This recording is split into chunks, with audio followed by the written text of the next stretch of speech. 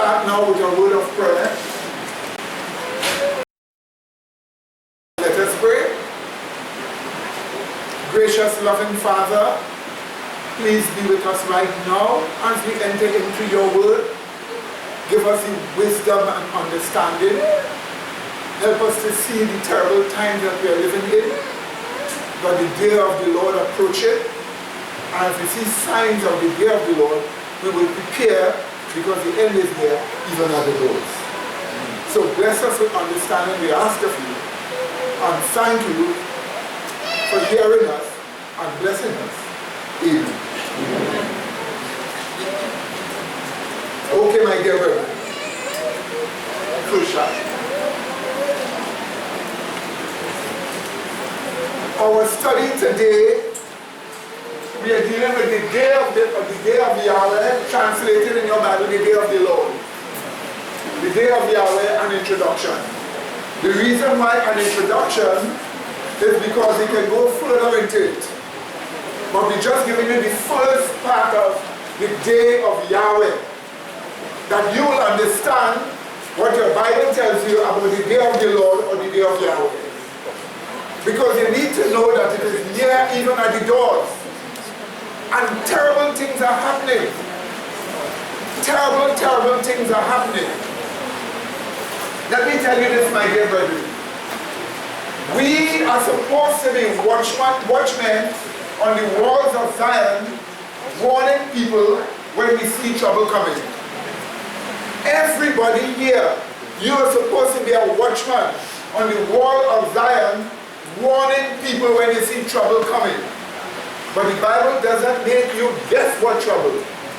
It shows you what trouble is coming.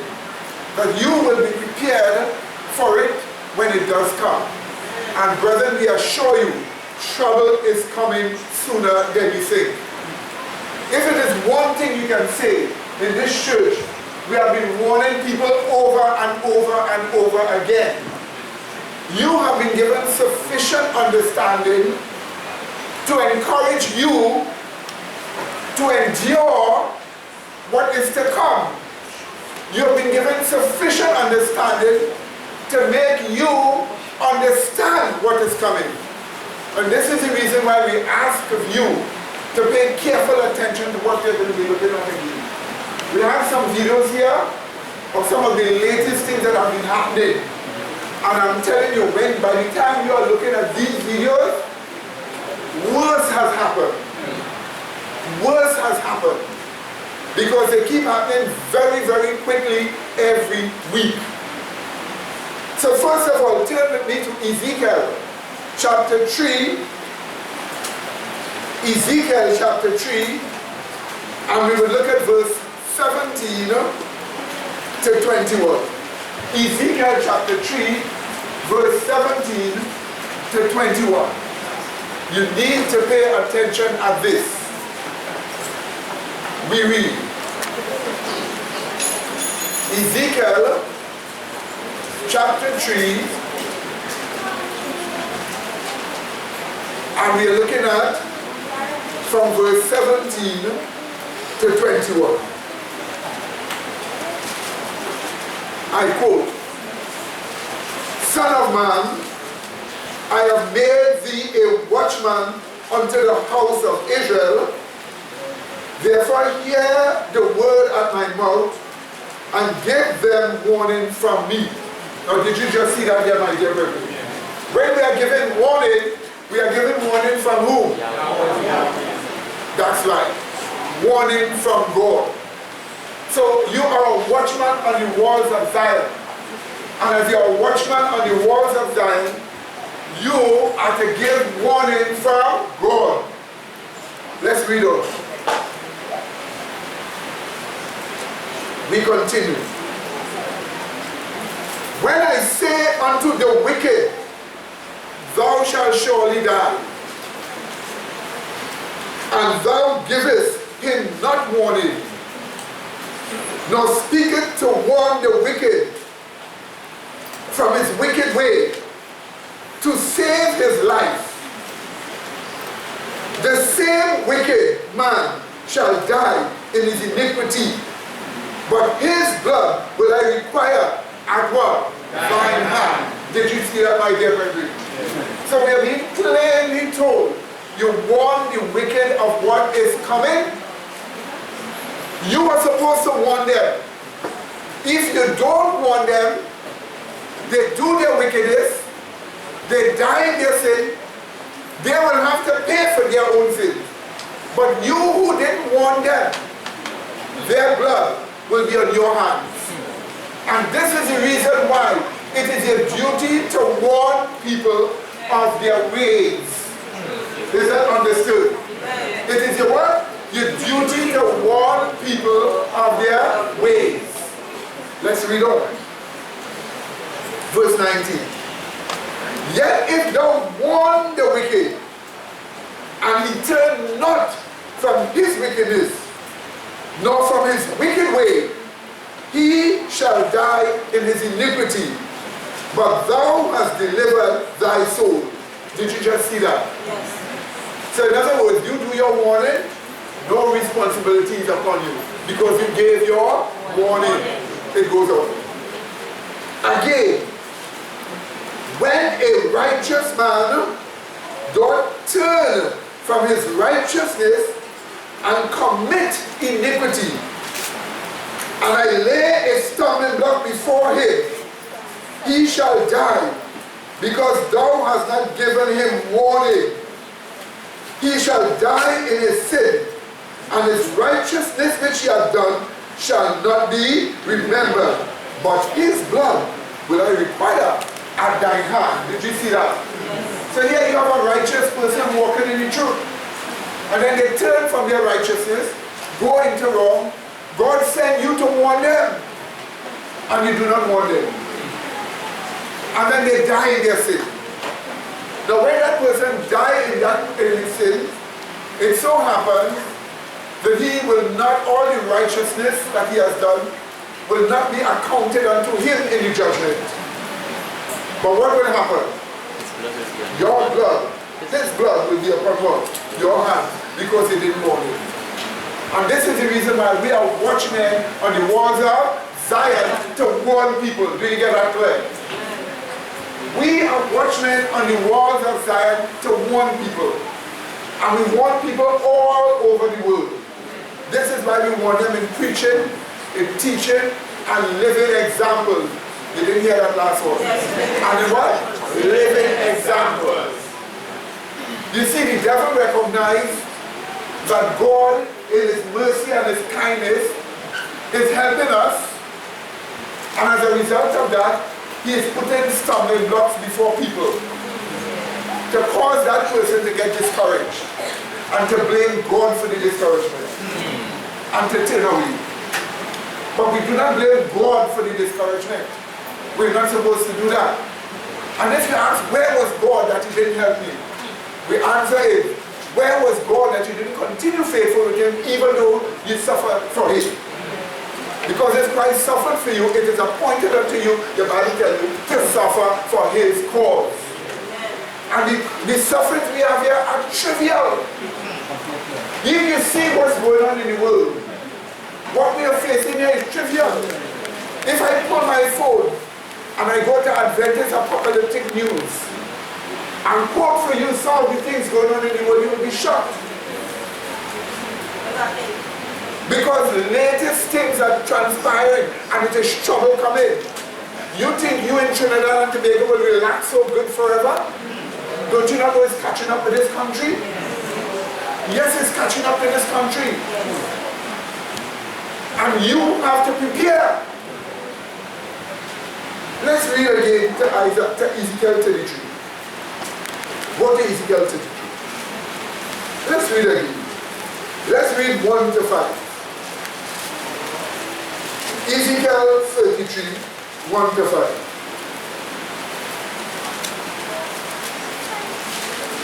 Listen to this.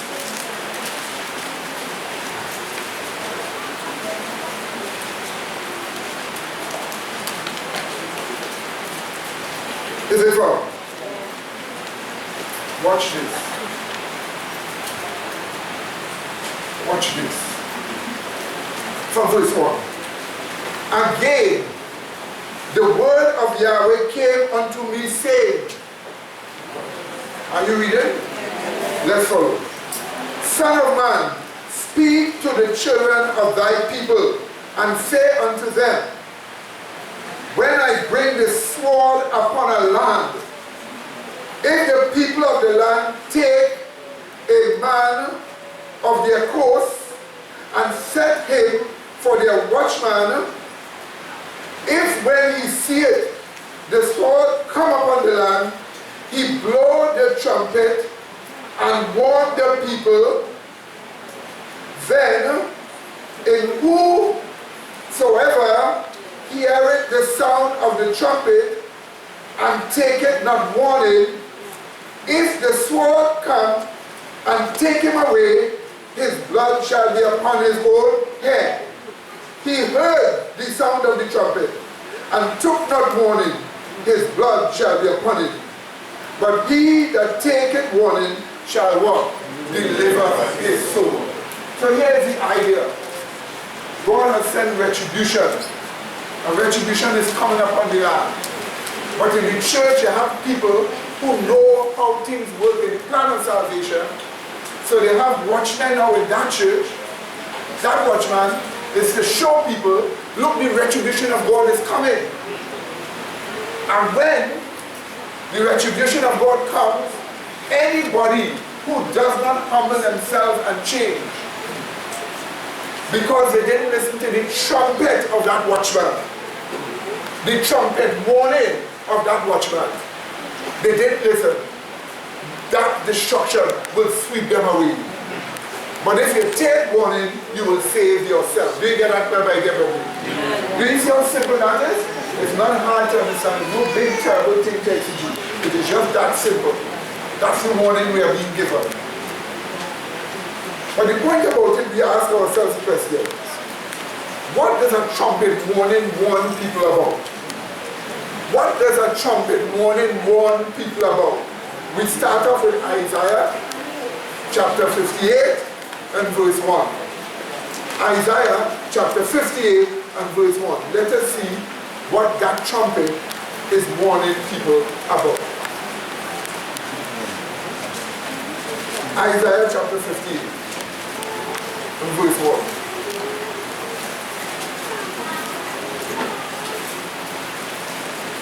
Isaiah chapter 58 and verse 1.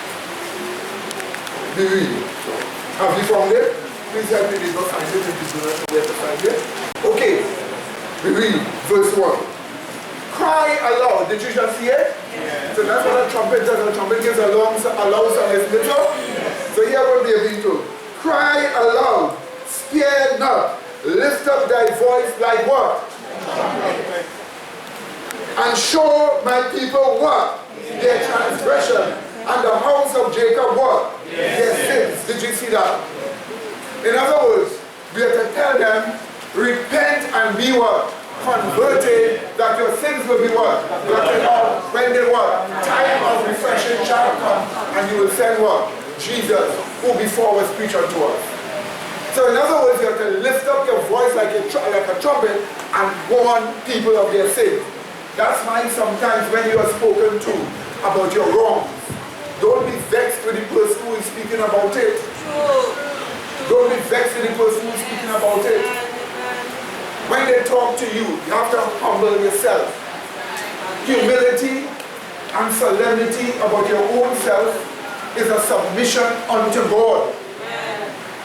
And that's why when you're spoken to rebellion, it's rejecting the work of the trumpet. Are you listening to me? Yes. And that's the reason why when you are given a warning, humble yourself and take the warning. Yes. Sometimes a person might give you the warning wrongfully. You don't argue for your innocence. If you have to declare you didn't do it or you were not responsible, do it with quietness, with grace, but be glad for the correction. Amen. Because it is only where the truth really is that there is correction. Error cannot correct error. No. It takes the truth to correct error. Amen. And that's the reason why you have to humble yourself to the correction. Amen. But you see, we are dealing with a population who haven't learned to focus on spiritual things enough. It is always sometimes you focus, sometimes you don't focus. Let me tell you something here. For some of us here, retribution will be coming because we have not been listening to the warnings given. For some of us here, testing will come to make us stronger. But you need to get stronger in light of the day of the Lord, or the day of Yahweh that is coming. Is that understood? Again, the same Ezekiel 33. But this time we are looking at verse 6 to verse 11. Verse 6 to verse 11. Yes. Yes. Question, right? Yes. Concerning what you said just now about if even though you're innocent, you're still, instead of arguing for your innocence, you go about it quietly and you be glad for the correction. That part there, for example, I have had experiences where you're correcting a person and they'll tell you things like, well, that don't apply to me and I can call it a correction, so I'm not taking that. So. That is an arrogant way to respond to correction. If even if you're innocent, you declare your innocence. But you're thankful for that correction. Not that you did something wrong. You're thankful because at least something come to you. Would it be bad if you have been left in your sins? And that's why humility is always the important way to face this thing. Humility is always the best way. And this is the reason why you have to be careful that you don't develop a spirit of arrogance. Because you must remember, what you're looking for is the character of Christ to rule over your human personality traits. You're not looking to develop arrogance, rebellion. Those traits only started when Lucifer rebelled. With his rebellion came what? Arrogance. And you can't use Satan's traits for God's cause. Is that understood? So you have to know what to do. But the real point I'm emphasizing here is that when you are given the role of a watchman, you must warn people. Not everybody takes the warning the right way. But one thing you know for sure, if they take the warning we are told, they will deliver their soul. Or deliver themselves. Is that understood? Now look at 33 again, 16 as well. Watch this. Ezekiel 33. And we're looking at verses 6 to 11. We read. But if the watchman see the sword come and blow not the trumpet, so the sword now is the retribution. It comes. It's upon the land. It's coming. Let me tell you something. Over and over, did we not tell you huge rocks will be falling from the sky? And sometimes destroy entire cities for their sodomy and their corruption. Did you know what happened this week? Asteroid.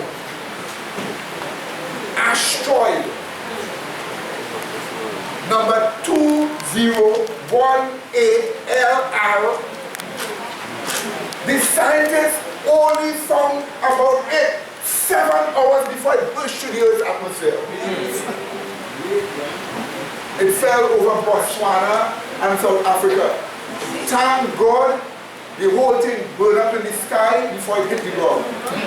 But it was a terrible bright flashing in the sky as those countries saw the sky light up like day. Had that fall on the ground, thousands would have died. But it will happen.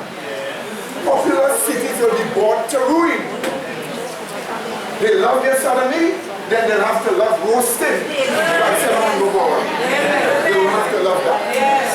And we are telling you, if you know the trouble is coming, you have to warn your neighbor and don't find yourself in those wrongs. Start as an opposer.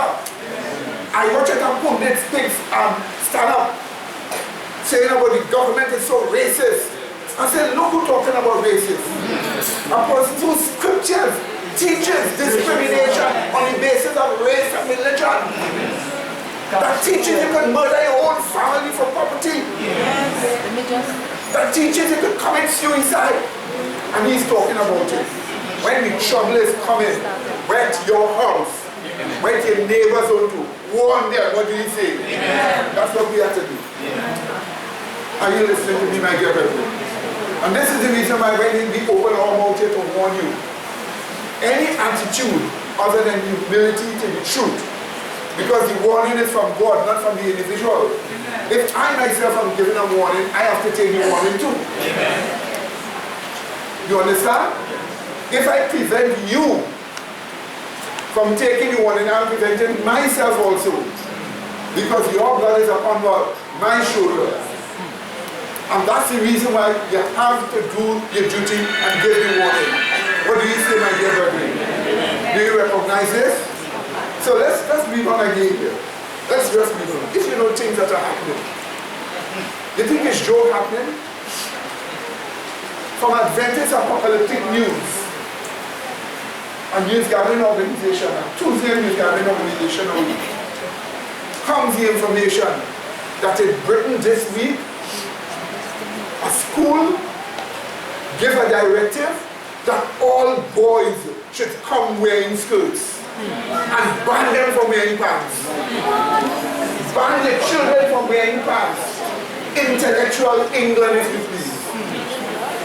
Ban them from wearing pants and tell them that to come wearing skirts.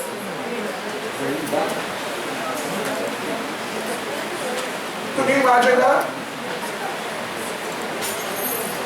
We have trouble coming. And in this terrible trouble coming, you need to be aware because it is coming for you. Remember this week, Bermuda reinstated sodomite marriages. And the excuses he gave were even stupid and flimsy. But they felt they did a good thing. Do you not know that this is what Satan is spreading to bring retribution upon all of us? He knows if people cooperate, trouble will come. And if you think you're in your quiet home, relaxing, and say, oh, let it happen to them, not to me, then you better make sure you're walking righteous. What do you say? And you better make sure you give warning to. What do you say? Because trouble is coming. But there seems to be something in human beings that they just want to rebel. They just don't want to hear, I have to be righteous. I have to be holy. And this is the reason why in the study this morning, when the sister was speaking, and the phrase, the love of the truth was made. You must be a person that love truth. Somebody present an error to you. Somebody come and say, everybody is God. And then somebody comes and say, no. Everybody cannot be God. God is one God, the creator. You must love that truth. Amen. You must love that truth that you're willing to die for it. That's how it is. You say, why does God want that sacrifice? That sacrifice, Tuesday. Why does God want that sacrifice? That sacrifice, Tuesday, is what is necessary to be a part of the kingdom of God. But iniquity will not rise up a second time again. And if you want to live in that kingdom of God, you've got to get yourself prepared. Let me go back and I hope I don't have to stop against it. Verse 6. But if you watch, man, see the sword come and blow not the trumpet, and the people be not warned, if the sword come and take any person from among them, he is taken away in his iniquity. But his blood will I require at the watchman's hand. Did you just see that here? Did you just see that here, my dear brethren? It says this. So thou, O son of man, I have set thee a watchman unto the house of Israel. Therefore thou shalt hear the word of my mouth, and warn them for me. When I say unto the wicked, O wicked man, thou shalt surely die, if thou dost not speak to warn the wicked from his way, that wicked man shall die where? But his blood will I require at thine hand. Nevertheless, if thou warn the wicked of his way to turn from it, if ye do not turn from his way, he shall die in his iniquity, but thou must deliver thy soul. Therefore, thou son of man, speak unto the house of Israel. Thus ye speak, saying, if our transgressions and our sins be upon us, and we pine away in them, how shall we then live?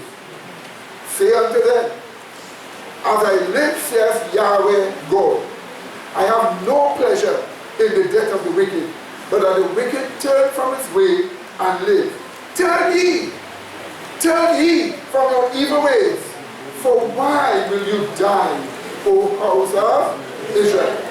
So sometimes people just pine away and say, okay, look, I'll die with sin, I'm die with sin. Because they have a depression that they say, I can't overcome, it's too hard for me. I'm going to die, let me die with. God says, why are you pining away? I am just asking you to turn from the sins. But we give the impression it is too hard to turn from sin. Many of us give the impression it is too hard to turn from sin. And that is why this church is here, to show you how to turn from your sins.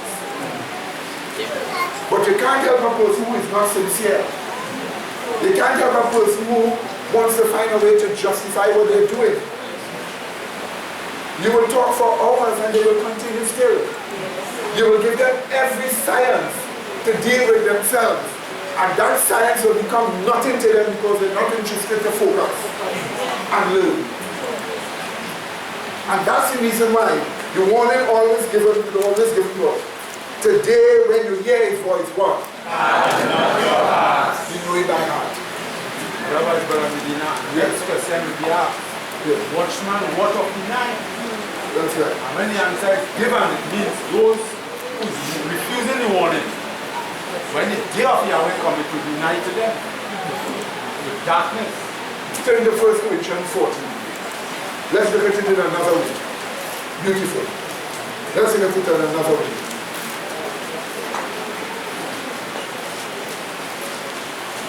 First Corinthians 14, 7 to 11.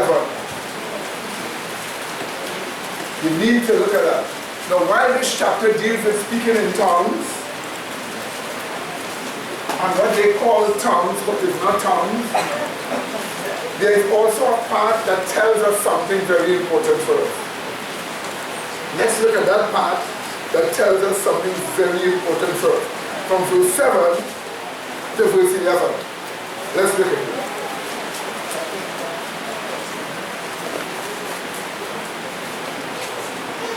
From verse 7. And even things without life, given sound, whether pipes or harp, except they gave a distinction in the sound, how shall it be known what is pipe or harp? Stop there for a while. Did you just get that? Yeah. So you have a trumpet, or you have a harp, or you have a pipe, and you start to give a sound to a person. The person is hearing the sound from the instrument, but they cannot make out what the sound is very structured, how it is very structured. What could they expect of that? Because when they hear the sound, they're supposed to know what the sound is saying. But here a person, they have the instrument, they give the sound, but the sound doesn't seem a certain sound. What if I take out a pipe and as I press it and start to blow, it sounds like a trumpet? Or I take a harp and I start to do like that, and it sounds like a steel pan. Won't you be shocked? Yes. Because the instrument must give a certain sound. A certain type of sound. Now let's read on. Again, verse 8. For if the trumpet give an uncertain sound, who shall prepare himself to the battle? So likewise ye, except you utter by the tongue words easy to be understood. How shall it be known what is spoken? For ye shall speak where? Into the air. Did you just see that? Did you just see that? Let's read on. There are, it may be, so many kinds of voices in the world. Amen to that? Yes. There are, it may be, so many kinds of voices in the world, and none of them is without signification. Therefore, if I know not the meaning of the voice, I shall be unto him that speaketh a barbarian, and he that speaketh shall be a what? Barbarian unto me. Now when Paul said barbarian, he was speaking about what we call those tribes of Europe. They have not developed enough to take over the world. Today they have done it with the French, the Spanish, you know, the Germans, the English, you know. But in those days, those people's languages were like what you call barbarian language. You will say and you won't understand. You must remember Hebrew and Greek is far different from European language, from Germanic language. So he's saying, well look, if you say something, the trumpet is giving a sound and it's not a certain sound that I can understand. It's like a barbarian talking to me and I am like a barbarian to him. Now why this applies to speaking in tongues also, because if you open your mouth and the tongues you are speaking cannot be understood, shut up. And don't just say ba ba ba and give different translations to the same word. To fool people. I've caught it already, I've caught them doing that. You see? But it clearly tells us here that you must have a certain sound. That a person will know trouble is coming. Now imagine this, watch me. Imagine Brother Medina in 2018 on the Sabbath stands up and tell you, don't you worry about all those troubles coming from. Don't study about that. God is with you. God will take care of that. Trouble is not for you to study. Let other people study. What am I encouraging you to do? To be complacent. And to feel small and comfortable. But you must understand that in this church, the health of a church is determined by the morality of the individual members. So if the morality of the members are not up to standard, if the morality of the members are not up to standard, then the church is not healthy. And if the church is not healthy enough, then you could expect trouble coming. That's why the warning is to make sure you prepare yourselves. That's why the trumpet must be blown here too. That's why the Tuesday Christian watchmen blow the trumpet in the church and where? In the world. And that trumpet gives a distinct certain sound. We say something. Sometimes we come and say, Brother Medina, why did you only talk about destruction and destruction? Talk about love. And when they say love, they mean sentimentalism. I said, so, what do you think the warning of destruction is for?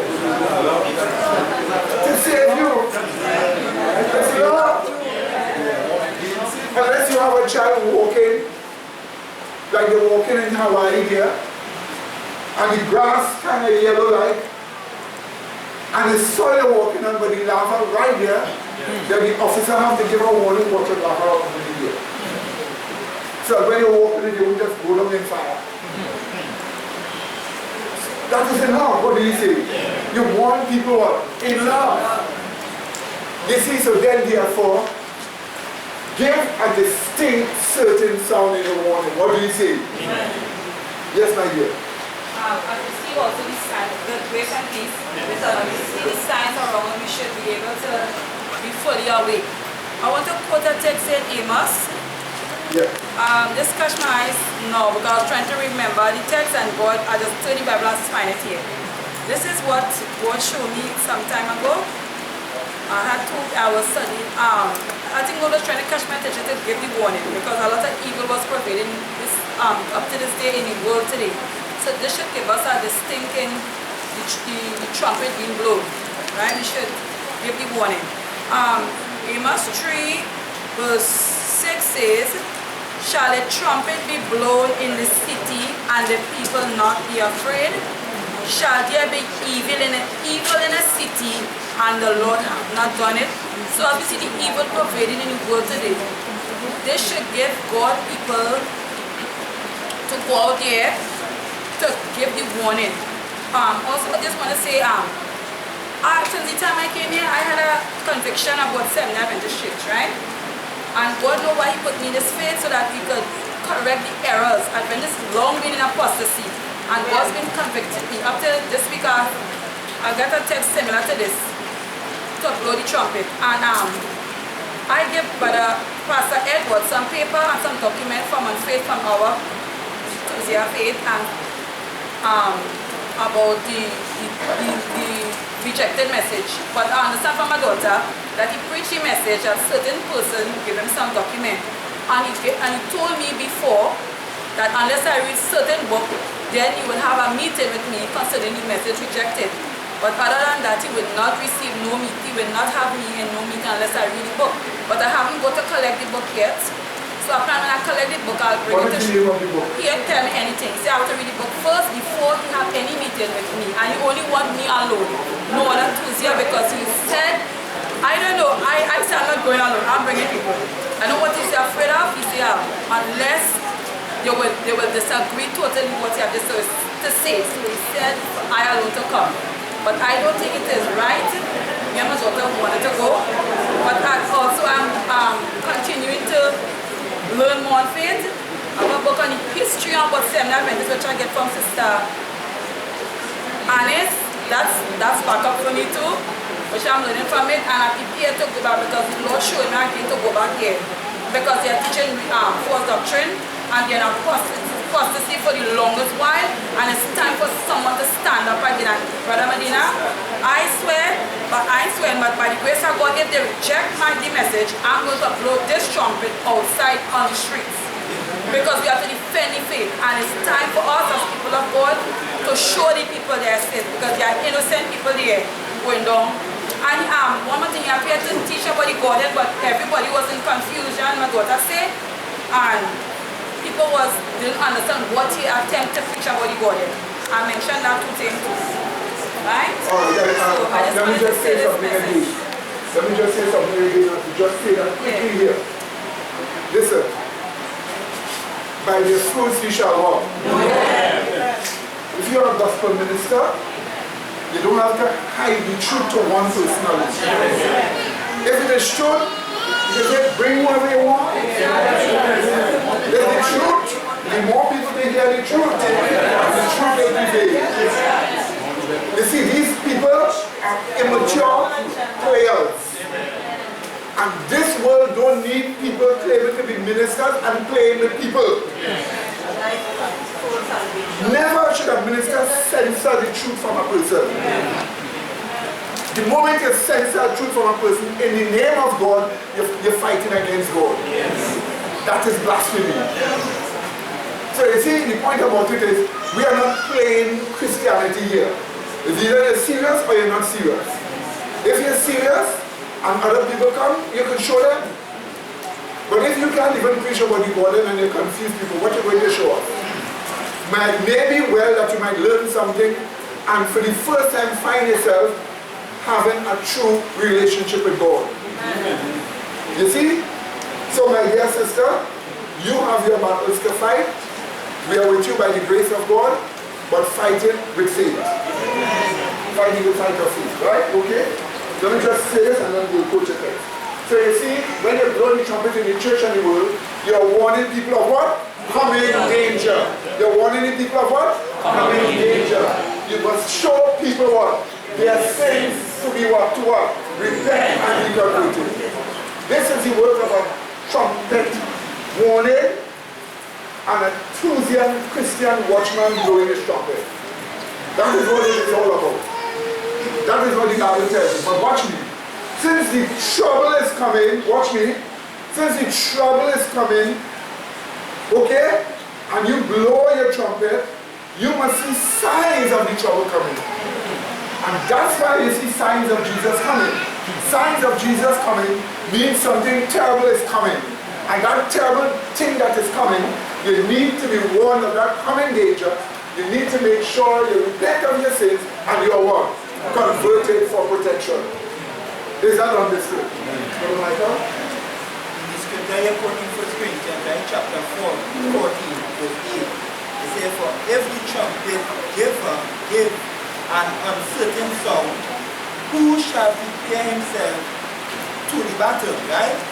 That's the context of what you say, right? That the trumpet is essential to be blown in the church so we can prepare for battle. And you're saying, if you come and you tell us, don't worry, you have to confuse and all yourself with that talk. Don't study it. If that was the blowing of the trumpet, you will prepare for battle, because that's an uncertain song. And an uncertain song put people in an ease that they will prepare for the coming danger. So the song has to have a particular song in it that will make you to prepare for battle. Battle's coming, like if an enemy is coming upon you, and somebody called, the enemy is coming. That when you hear about something, the enemy is coming, look, the enemy is coming. It will giant preparation. It will create in your particular mindset that will make you prepare, make you put aside and get up and put on your mouth and get ready. Amen. Amen. Okay. Yes, my dear. I just want to say something.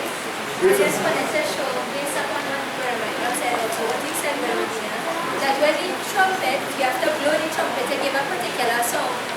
What it really means, if you look at 1 Timothy 4 and verse 16, we'll see what the blowing of the trumpet really is. It says, in 1 Timothy chapter 4 and verse 16, take heed unto thyself, or examine thyself, and unto the doctrine. So when you're blowing the trumpet in a certain song, you're giving a particular doctrine. It says, continue in them, for in doing this thou shalt save both thyself and them that hear thee. So the people will therefore be caused to repent and thus be converted. But if they don't listen, or if the trumpet does not give that particular song, you don't have the right doctrine, so that the people can receive salvation. 1 Timothy 6 verse 3 to 5 tells us what is the result.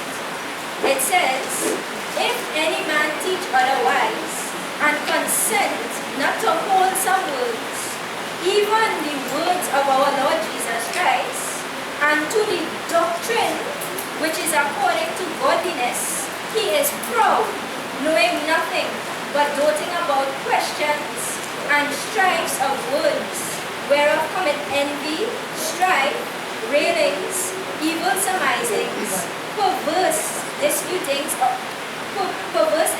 of men of corrupt minds, and destitute of the truth, supposing that gain is godliness, from such withdraw thyself. Amen. Very good statement. But let me just remind a bit before they reach that far.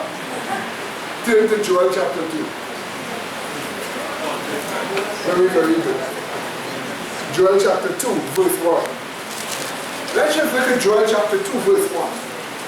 The question we ask ourselves, the danger we are to warn people of that is soon coming, what is it called?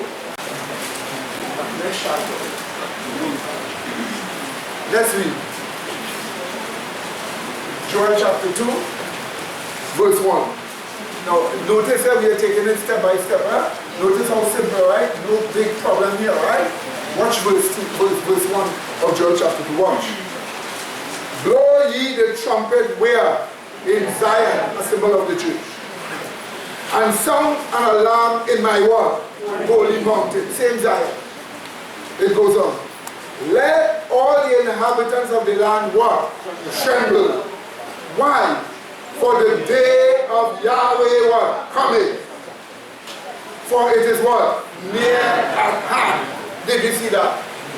So the trumpet warning is because the day of the Lord is coming. And it is how? Near at hand. That's why you blow the trumpet. You're blowing a trumpet because something the Bible calls the day of the Lord or the day of Yahweh is near at hand. And here is our topic. The day of Yahweh An Introduction. What is that? That's what we are looking for. The day of Yahweh is coming. You are telling people the day of Yahweh is coming. It is near at hand. So they ask you, why should I be scared about the day of Yahweh? Let's see what the Bible says about the day of Yahweh. Back again to chapter 2. We read verse 1 and part of verse 2. is it from? We read again. Blow ye the trumpet in Zion, and sound an alarm in my holy mountain. Let the inhabitants of the land tremble, for the day of Yahweh cometh, for it is near at hand. How is that day described? We read, a day of what? Darkness. A day of what? Luminous. A day of what? Clouds. A day of what? Thick darkness. So it's bad. Stop there. Thick darkness. That's the kind of a day you're looking at. Thick darkness of clouds. That's the kind of a day you're looking at. And that's the day that you're telling people about that is coming and that is near at hand. A day of darkness, a day of gloominess, a day of thick darkness. Now I didn't make it up. You read it here for yourself. But let's look at a better description than this one. Find Zephaniah in your Bible. Zephaniah. Whether you have your hand? Yeah, Brian, you know what, let's contribute to something. Contributing like 1, 2, 3. Let's see, why not? Can you see Joel?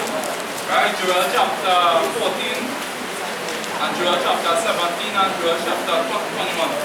You know, so it's really a call to repentance, really first point.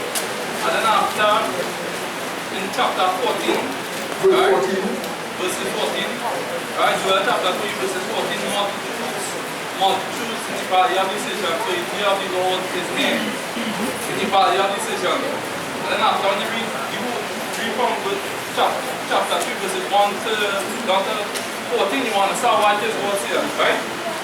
So the people who love the carnal mind and the truth to be at enmity with God, right? But that when you read this chapter 17, verse 17, so shall ye know that I am Yahweh, your God, dwelling in Zion, my holy mountain. Then shall Jerusalem be holy, and there shall no stranger pass through her anymore. So in other words, God don't want to get intermingled with the heathen. God wants to dwell in the midst of you like a wall of fire in Malachi. Right? So it's God calling you to repentance to be the wall of fire that protects it. Right? And the dwell in the midst of you. So the wall of fire, God dwell in the midst of it. And after verses 21, so I shall cleanse their blood that I have not cleansed for Yahweh dwelleth in Zion. So at the end of the day, Yahweh just wants to dwell in Zion, right? Or make us Zion, or this holy mountain to dwell in the midst of us, which is to dwell in us, to be the wall of fire on us. Amen, amen. What you talk here, we will talk about that finally. Let's just reverse a little bit back again. We're taking it step by step. What is so horrible about the day of Yahweh? Look at Zephaniah that you just from, chapter 1.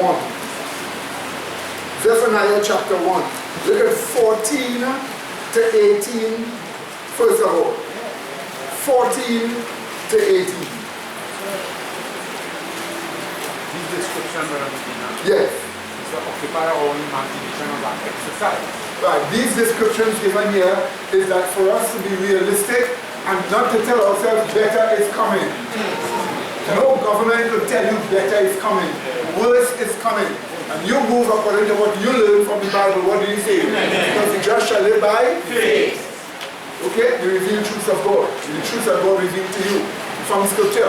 So now let's just look at from verse 14 to verse 18 first of all.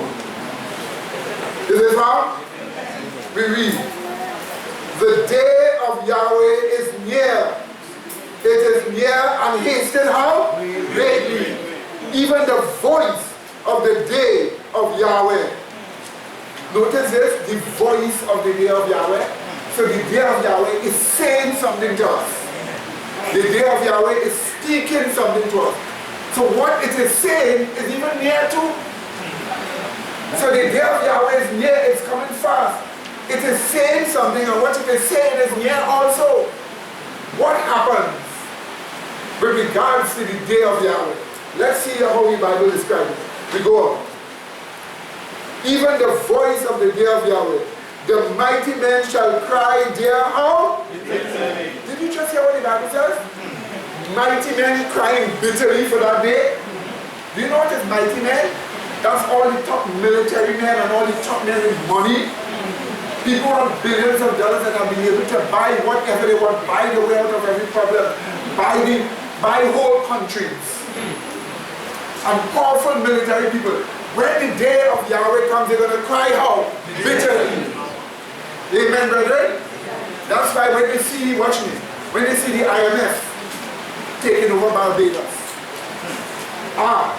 IMF, an organization that conduits the money of the international bankers to a country. So the international bankers now have that country in their hand. Yesterday, Argentina was loaned $30 billion. When will Argentina pay off that $30 billion? Isn't it not dear people have to pay back? I show you a trick. Watch this. Watch this trick. Anytime you get loan from the IMF, check and see what they lend you the money for. It is never to own a business to make more money. It's for roads. Roads don't make money to pay back anybody. It's for schools. A person learns in a school, it will take years before they become a productive citizen to make money for the country. They learn it for schools. But if you say you want to open a big park here, or a big business here, you wouldn't get a loan from the IMF for that. You get loans that make you become a slave to them. They buy your country. The people who do that, they are mighty men. They're going to cry how? Literally. Let's read on. Verse 15. That day is a day of what? Wrath. Did you hear that? That day is a day of what? Wrath. A day of what? Trouble. And what? Distress. A day of what? Wasteness. What else? And desolation. What else? A day of darkness. What else? Gloominess. A day of what? Clouds. Of what else? Thick darkness. Did you just see that? God has nothing to say about the day of Yahweh. Because the day of Yahweh is trouble, desolation and destruction coming. When you're speaking about the day of Yahweh, you're speaking about global desolation coming. And we're told when it is near, God's watchmen who have the trumpet should warn people and tell them the day of Yahweh is coming. Did you get that clear, my dear brethren? Did you get that clear? Well, how do you know the day of Yahweh is coming? You see what? Signs. That's right. That's right. Let's read on again. Let's read about it again. Verse 16. A day of the trumpet and alarm against the fenced cities and against the high towers. Did you see that? Yes. And I will bring distress upon men, and they shall walk like blind men. Did you see that? Yeah. So when the day, when it comes, they'll walk like blind men.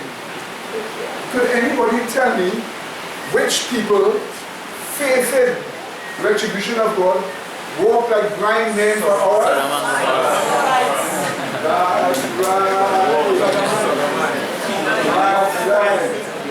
Walk like blind people. That's right. You see what's going on here? So you see them coming. But wait, let's read on again. Verse 17 again. And I will bring what? Distress upon men. And they shall walk like what? Blind men. Because they have what? Sinned against Yahweh. And their blood shall be poured out as what? And their flesh as what? Dung. Neither their silver, the international bankers, nor their gold, the international bankers, shall be able to what? Deliver them in the day of Yahweh's wrath. But the whole land shall be destroyed by the fire of his jealousy, for he shall make even a what? A what? A what? All them that dwell in the land. That is literally the words of God himself. It's not Zephaniah just saying what God said. That's literally the words of God himself. He'll make a speedy rid of all them that don't belong. This is what the Bible tells you. People walking blind, retribution coming to you too. It's all coming. And we are told it's coming quick. Now how do you and I interpret quick? We interpret quick like in terms of like tomorrow. That's how we interpret quick in terms of tomorrow. But you have to interpret quick in terms of how God does it. Quick means the logical development of event with event to bring the end. The logical development of what? Event to bring the end. Let's say a little guy, he learns to shoot a gun. He joins a gang. And he goes around just shooting up people to prove himself. So the talk spread around. This guy with gun shooting people, take him down first. So what do you have here? You immediately say, this fella is going to get swift retribution. Because he has done the event that will bring the retribution to him. That's how you judge it. Exactly. That's how you judge it. But we just say, well, tomorrow, we just divorce the events from the processes and just choose a time. Not so. Let me tell you something, my dear brethren. I cannot go in this with you now. But if you understand what is going on from country to country in the world, you will know that the mark of the beast is coming soon. Yes. But not just only the mark of the beast is coming soon, the roar and destruction of the king of the south is coming soon. Of global communism is coming just now. And they will kill mercilessly.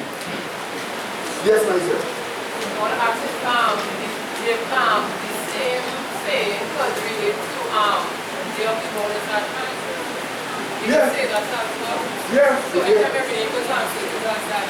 Yeah, when you say the day of the Lord is at hand, it means it's close by, at hand. Nearby, close by. Amen. Right, verse 2 and verse 3 now. Yes, my dear brother. This that will happen to what the people is saying. That will be the judgment of God in the same last day. Yes. That will be in the same last day. Yes. Exactly. Now watch this. Verse 2 and verse 3. Now the reason why I want you to read verse 2 and verse 3, because verse 2 and verse 3 is happening now. But notice it is all precursors of the day of the Lord coming. But verse 2 and verse 3 is happening now. You look around in the environment, let's look at verse 2. Yes, the same in Zephaniah 1. Verse 2 and verse 3. I will utterly consume all things from the land, says Yahweh. I will consume what? Man and what else? Beast. I will consume what? The fowls of the heaven. What else? The fishes of the sea. And the what? Stumbling blocks with the wicked. Notice the phrase stumbling blocks with the wicked, eh? That clearly shows us their own evil ways of bringing the retribution. The stumbling block with the wicked. And I will cut off man from what? Off the land, says what? Yahweh. Did you just see that? Did you just see that? Our fishes die now. Yes. Do you know in Russia, hundreds of birds just fell from the sky? It just fell from the sky like that into the street. Nobody knows what happened. Do you know in Texas? Listen, the amount of fish die, you could walk on it. It's so thick. Thick, you don't even see the water. The amount of fish, millions died just last week. When I say last week, sorry, I should say this week. You can even walk, it's so thick. The fishes are dying. The birds are dying. Fishes symbolize human beings. Birds symbolize human beings. Wicked men are called evil birds in a cage. A cage of evil and helpful birds. We are called fishes. Cast a net out and put in the what? Fishes. And we have fishes dying and birds dying. These symbolize man going to die. But man died in millions. Because we are looking at the day of the Lord that will bring horrible global destruction. If you go through Isaiah, if you go through Jeremiah, you will see huge hurricanes that blow things down, that will send big tons of trucks and send trains flying in the air with you on this hill. Hurricanes. Already we have many high winds blowing down places. I show you a little thing here, a chair being blown and other things. But if you see things I have, but I couldn't show you. We're seeing signs of the final end that is coming, that will come in the day of the Lord. And while these events are happening, you need protection now, and you need protection in the time called the day of the Lord, or the day of the Lord.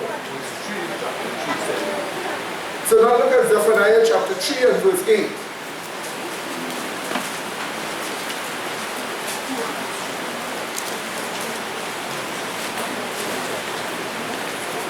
That is seeking him now. We're going to get it.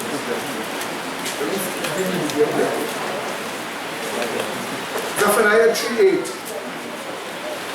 3:8.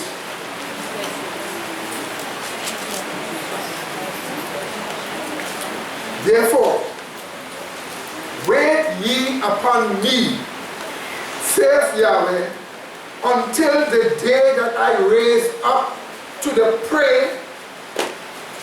For my determination is to gather the nations, that I may assemble the kingdoms, to pour upon them what? My indignation, even all my what? Fierce anger, what? All the earth shall be devoured with what? So, did you hear what he said? I want you to support what you just read here. Let me just show you a little point here. Before Sister Agnes, and then I'll show you a little point here. But you know, as you're bringing this study to our minds this morning, right, or this evening, this Sabbath afternoon, nowhere, whether I go, no part of America, no part of nowhere would you hear a preacher or a pastor standing up and making the minds of the congregation aware of the time they are living in, but here. You understand what I'm saying? I'm listening to you, and in my mind, I am going through my mind and I am saying, my God, there is nobody that is blowing a trumpet to give people a warning of what they ought to be preparing for right at this moment. It is only here by the grace of God, and we better take this thing very seriously by the grace of God. Go ahead, brother. Let's go back and see. Watch here. Watch how prophecy is fulfilling now. God is actually saying, at a time when they're creating the new world order, my wrath is coming. When they're gathering the nations together as one. That's what the whole Solomon thing is all about. It's about creating a new communist world order. Change the culture so that people will like Christianity, that people will become rebels against God, because those who have the bigger guns could control the rebels. And that's why they're trying to have gun control too. Remove guns from the public, but only the military establishment must have the bigger gun to control you. Do you know what's going on now? Do you know what President Trump did? Do you know what President Trump did this week? He said, the rest of my officials in the Chinese embassy in Beijing, in the American embassy, in Beijing, I'm moving them out. He says something keeps happening to them. They keep getting sick, terrible headaches, and vomiting. He says, no matter, young and old, all keep getting sick. He said, I am moving out my people from here. Somebody have weapons, sonic weapons, aimed at the embassy, and it's giving sounds to the people that you cannot hear, and it is causing you to get damage in your brain cells, causing you to bleed in your nose, causing you to vomit and get sick. While the Chinese claiming to be friends, they have solid weapons aimed at the embassy. And those weapons are causing the people to get damaged. So Trump said, you know what? Get out. Come out from there. I'm calling you all back home. Amen. What do you say about that? Amen. Nobody will have to tell you to come home if you are there, right? You take a seat. Amen, amen. Look what's going on. Why did I say this? That's right. I told you this for you to understand, my dear brethren. Trouble is coming. They're trying to destroy Jeffersonian republicanism to bring about the New World Order. And when they say Jeffersonian republicanism, you're pointing about America as a lamb-like beast, which will later speak like a dragon. They're trying to destroy the lamb-likeness. That's what they're trying to destroy. Because Christ is the lamb slain from the world. And if a country speaks lamb-like, it means the country protests evil like Christ. But America is fast turning from that and starting to speak like a dragon. So the point we are looking at here, my dear brethren, is that trouble is coming, and with those trouble that is coming, we must see signs of it. What did we say? Signs. Remember what Jesus tells us? Signs of the trouble coming, and he warns us to repent and to make sure we are ready. Let's just quickly read some scriptures fast. Luke 21 again. Let's go back to Luke 21. Like from last week. Let's read some scriptures here very quickly. We're just taking a quick read. We're not going into it. Luke 21 verse 11.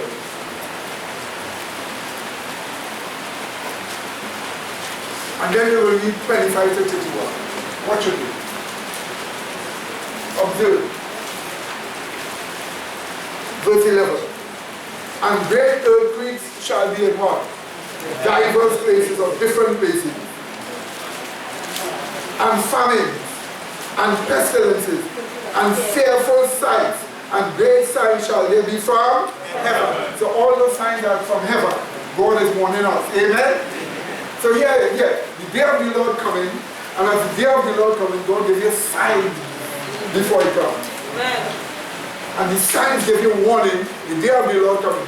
So you know, as a watchman on the walls of Zion, you see the day of the Lord coming fast, you start blowing the trumpet loud and giving it a certain sound.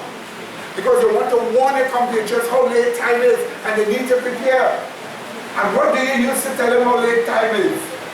Look at these signs that the day of the Lord is coming. Let's look at some more of these signs again quickly. 25 to 31. We read 25. And there shall be signs where? In the sun, and where else? In the moon, and where else? In the stars, and upon the earth the stress of nations with what? Perplexity.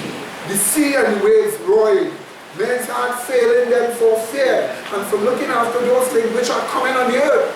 For the powers of heaven shall be what? Shaken. And then shall they see the Son of Man coming in a cloud with power and great glory. And when these things begin to come to pass, then look up and lift up your heads. We talked about that already. For your redemption draweth near. And he spoke to them of a parable. Behold the fig tree and all the trees. When they now shoot forth, you see and know of your own self that summer is now near at hand. So likewise, when you see these things begin to come to pass, know ye that the kingdom of God is near at hand. Meaning you are now to become the subjects of his what? Kingdom. 34 to 36. And take heed to yourselves, let at any time your hearts be overcharged with fighting and drunkenness, and the cares of this life. And so that day come upon you unawares. For as a snare it shall come on all them that dwell on the face of the whole earth. Verse 36. Watch ye therefore, and pray always, that ye may be accounted worthy to escape what? All these things that shall what? Come to pass, and to what? Stand before the Son of Man. Did you see those signs? Now quickly turn to Isaiah 18:3. Isaiah 18:3.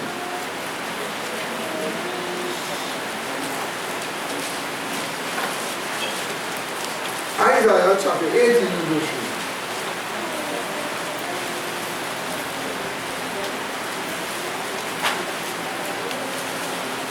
Right? So you just saw the signs, right? Let's answer the signs by hearing what God says. Let's read. Isaiah 18:3. All ye inhabitants of the world. Who is being addressed? The whole world. All ye inhabitants of the world and dwellers on the earth, see ye, when he lifted up what? An ensign on the mountains. And when he bloweth what? A trumpet what? Hear ye. Did you see that? So two reasons you have to hear. When an ensign goes up in the mountain, and when a trumpet is blown. Now we know the mountain symbolizes sometimes the church, okay? The ensign for the church is the Sabbath. So we are actually being told that when the Sabbath sign is presented, listen. But not just only that. When a trumpet warning of destruction comes, what are you supposed to do? Hear ye. Did you get that clear, my dear brethren? Did you get that clear? And so we know a trumpet warning is about the coming of the day of Yahweh, which is identified as a time of what? Horrible destruction. And that trumpet warning is warnings must come when we see signs of what? Approaching. Did you see that, my brother? Did you see that? When we see signs of approaching doom, that's when the warnings must come. So, for our next few clips, we want to look at some of those signs of approaching doom. First off, the first movie clip, signs of approaching doom.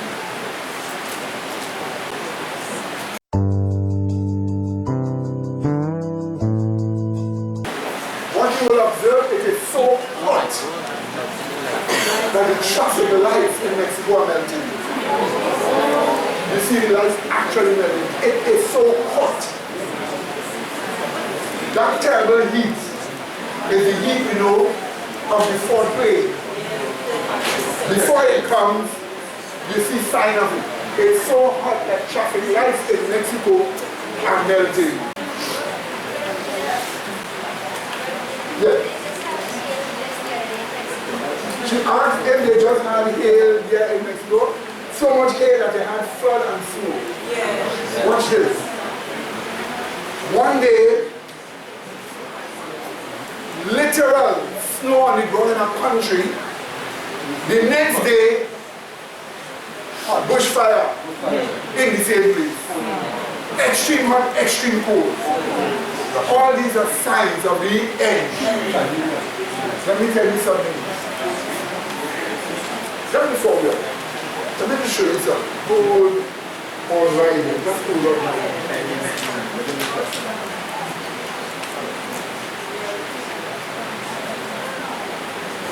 Catastrophic hail.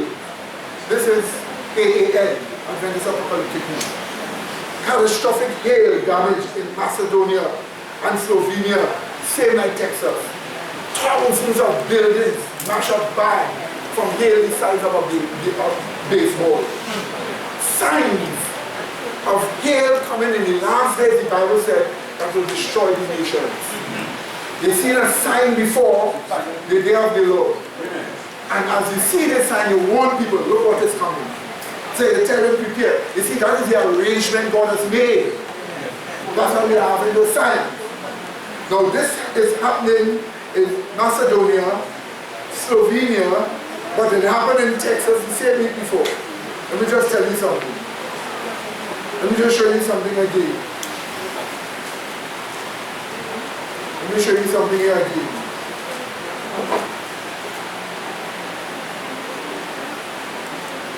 Devastating flash flood yesterday. The 7th flash flood in France and Italy. And flood come early today and kill people. In France, flood from rain kill people. In France, do you see what's going on? Oh Lord. There are plenty of other things that just give me. By the way, first time the Vatican sent representatives to the Bilderberger meeting. The Bilderberger Illuminist meeting. How can the Vatican be sending cardinals to Illuminist meeting?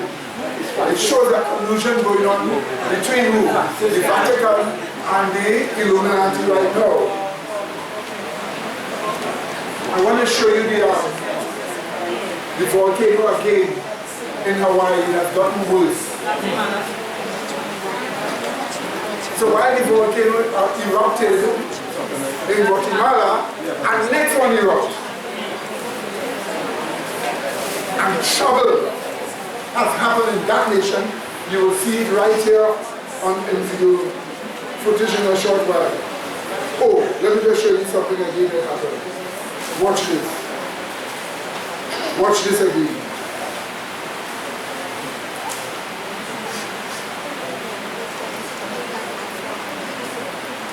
Four killed in flash flood storms in France. Severe weather all over the European Union. Giant mudslides hits Alpine village in Italy. New Delhi dust storm. 25 killed in various places in India by lightning in the last 48 hours. Floods severe in China. Strange noise in the sky over EU, South America, and the US. Why has God given us all these signs? To warn us. So watch out what it is. Look, the actual traffic light is melting. Let's go.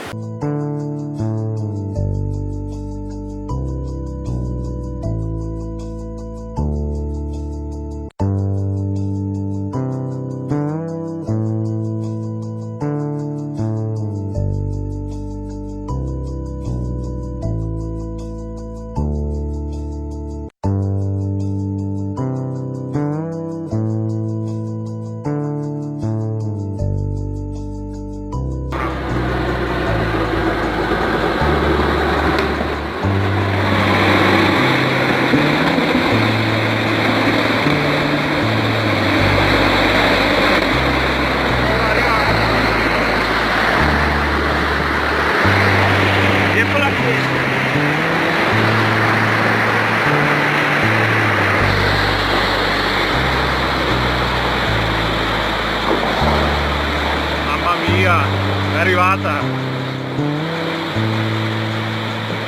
Venuta giù adesso. Emergence of millions of mayflies from the Mississippi River. This National Weather Service radar from 2 days ago gives you an idea of the scope of the swarm. You can see the aquatic insects emerging from the Mississippi River near La Crosse, Wisconsin. The bugs only live for about a day, but as Nina Moyni shows us, they leave a mess for the ages. Very fortunate to look out the window at this and look. Emerges a very different view once every year during summer. That's where all the piles were. They were underneath all the lights, and next day is cleanup time. Lockmaster Tim Taubery's crew cleaned up some 30 massive mounds of mayflies over the last couple of days. The piles were up here. Here's a dead one right here. They know to expect mayflies will emerge from the river annually to lay eggs and die within a day. They're wet and they're heavy. So Taubery and his crew hatched their own cleanup plan. I'm guessing thousands of pounds. Nothing high-tech, but it works. Fashion statement, period. Well, like if I want to go to the gas station in just overalls with no shirt, are they going to allow me in? Like if it says, you can't come in here without a shirt, does the overall count? Could you enter that gas station? I would air fashion statement, period. Well, like if I want to go to the gas station in just overalls with no shirt, are they going to allow me in? Like if it says, you can't come in here without a shirt, does the overall count? Could you enter that gas station? I would air... Okay, so we're showing you now earthquake in China. In all places where? China. Well, just now London will be getting earthquakes for the first time in its history because they have discovered huge cracks under the sea. So now look at China getting earthquakes.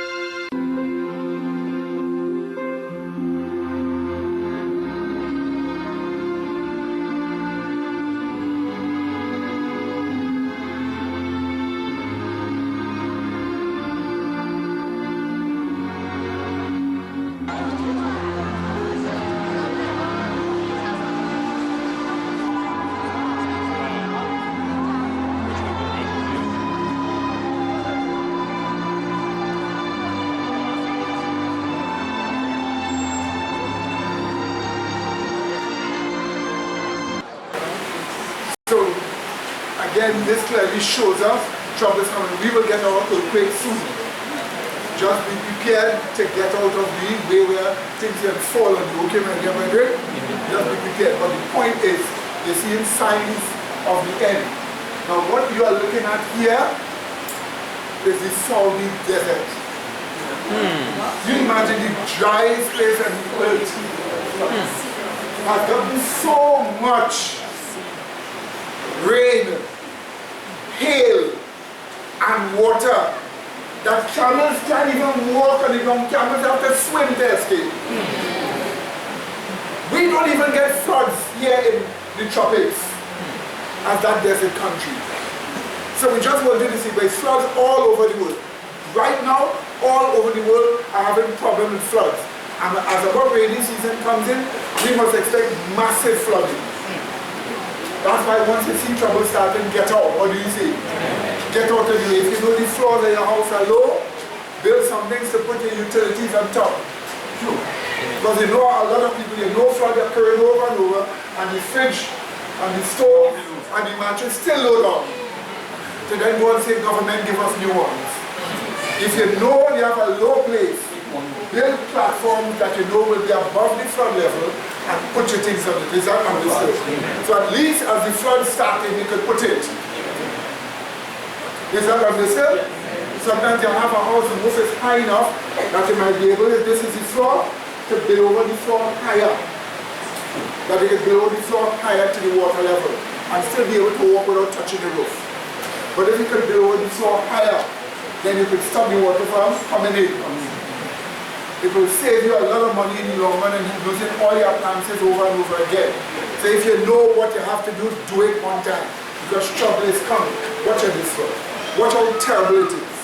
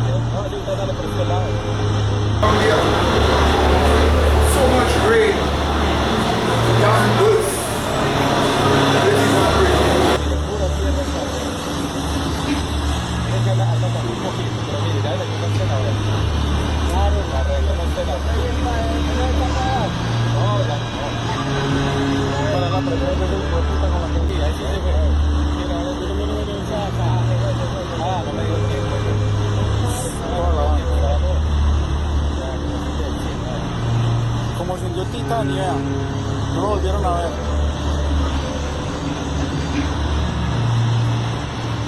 Ese era vertedero, ¿no?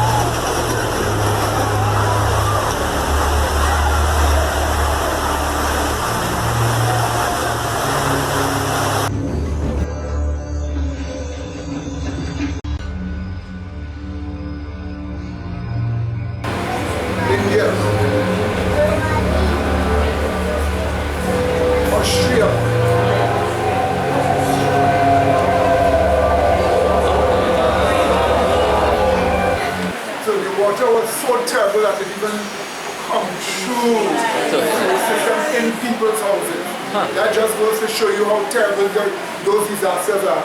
And this is happening in many different countries. If we were to sit down here and watch it, we'd have to watch it for the whole day. But obviously would be senseless. But the point about it is to show you, look what's going on. Plenty flooding in many different countries.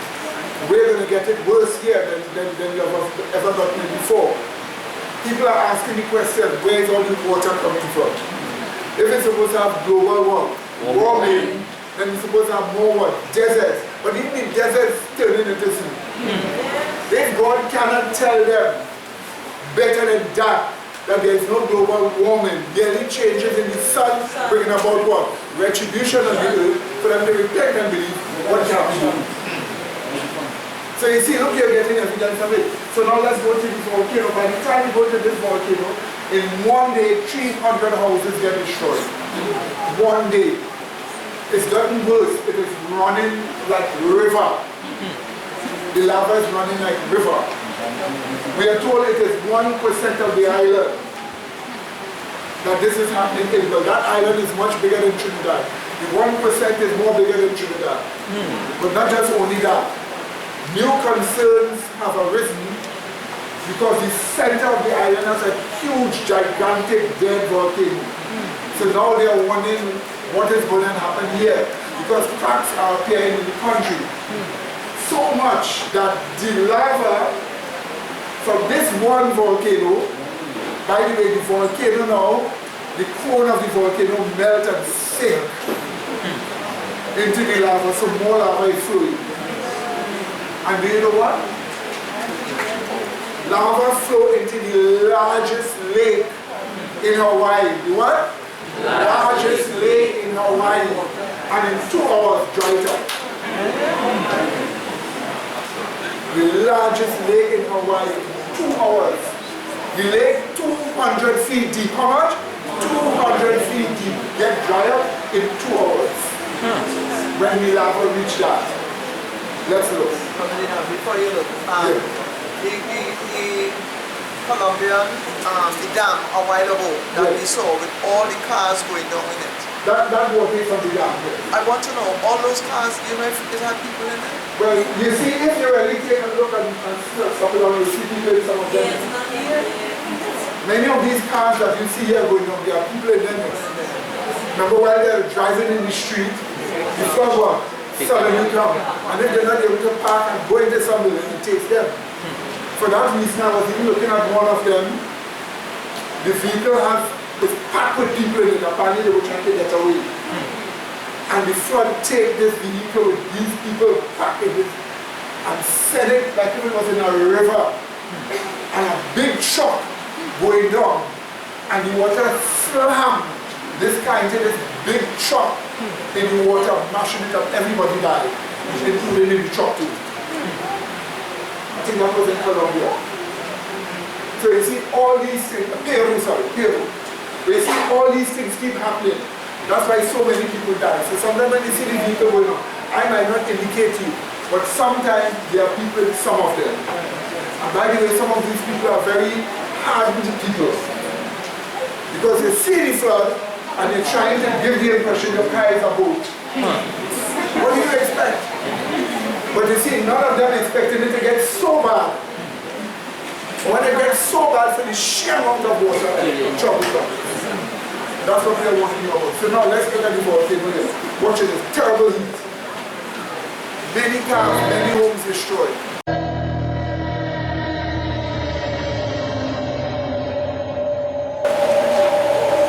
You can observe some of the homes at the edges because it's taken from the sky.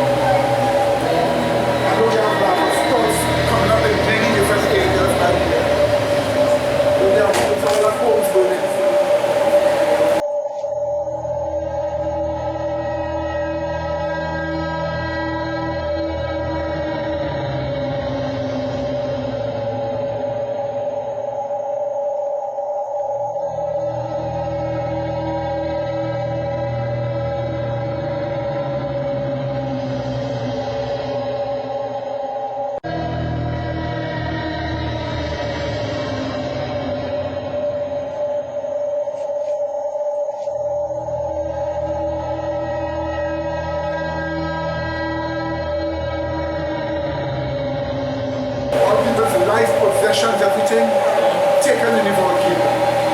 That's always a sign of extinction.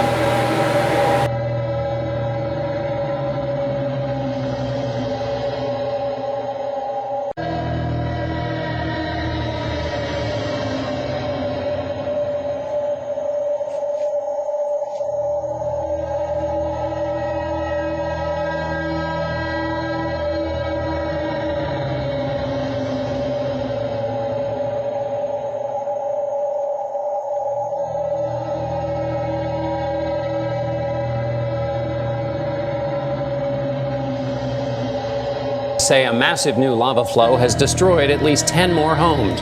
The lava poured into a neighborhood near the Kilauea volcano when a fissure suddenly reactivated over the weekend. The eruption has now destroyed 82 buildings, including 41 homes. Carter Evans is in Pahoa, Hawaii. Carter, good morning.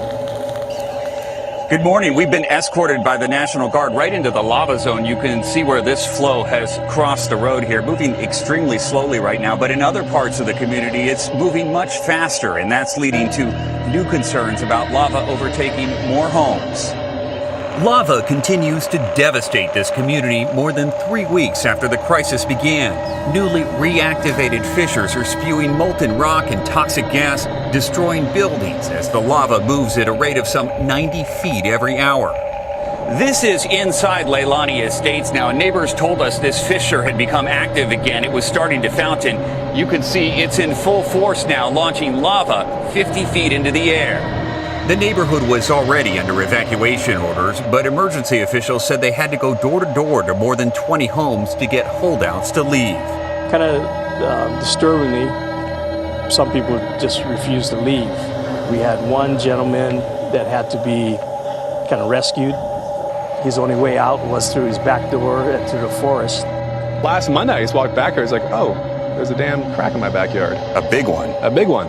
Tam Hunter says the active lava is still 2 blocks away from his house, but he's packing up and getting out after a 20-foot deep crack opened up on his property and destroyed his neighbor's home. It split the ground open right in between 2 trees in your backyard. Yeah, literally. More wells are threatened by the 2,000-degree molten rock.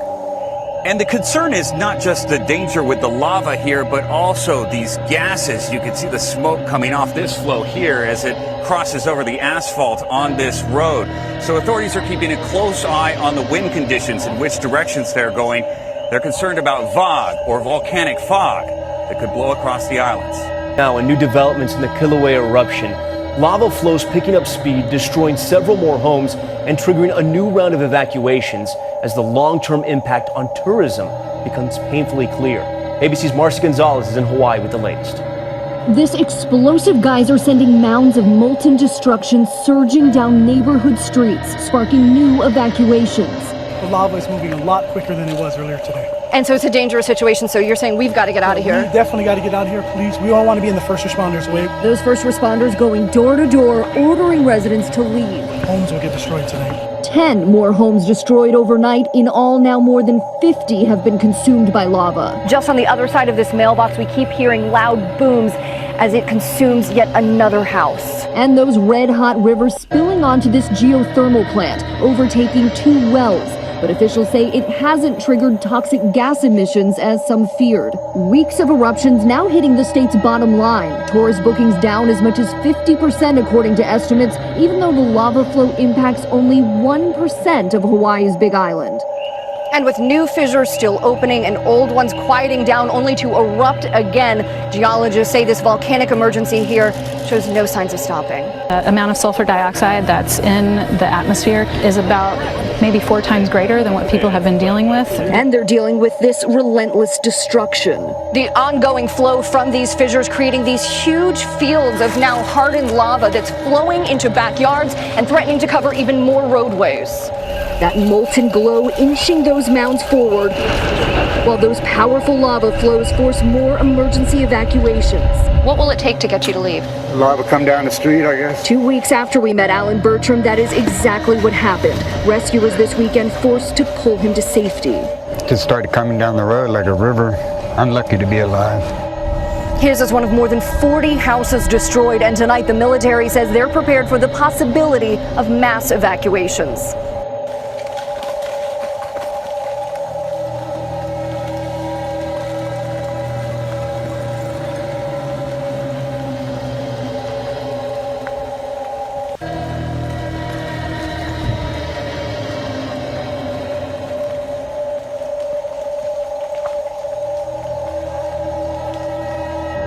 Got it!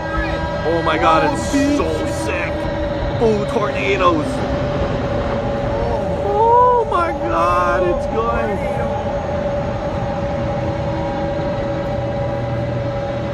That sounds like such a gorgeous movie.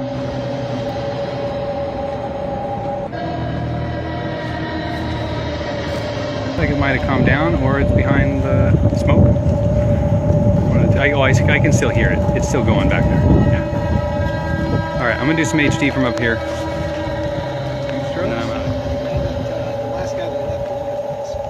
Yeah, those would be a curse to have. They would. I mean, Tyson got rid of them for a reason.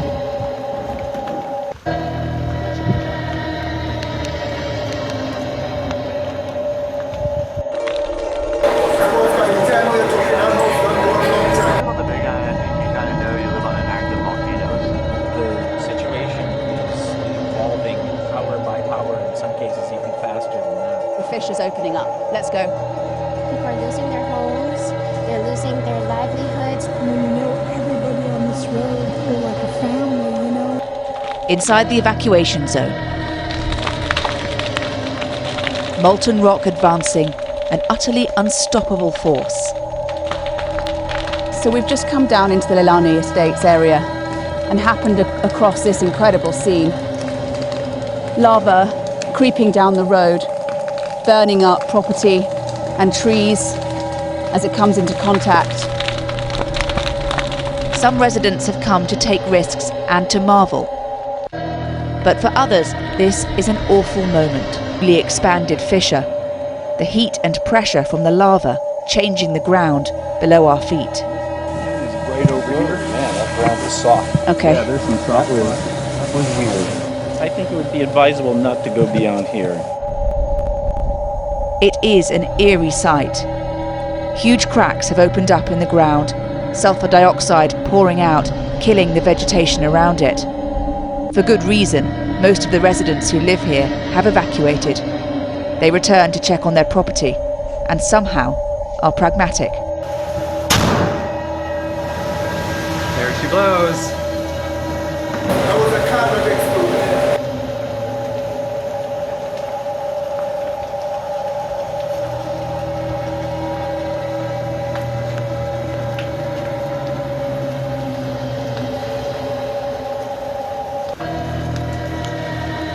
Not touching the building yet.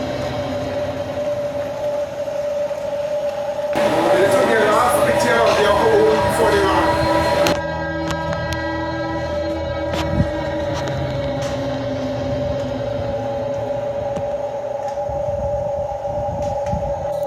Head up the road to one of their friends' houses.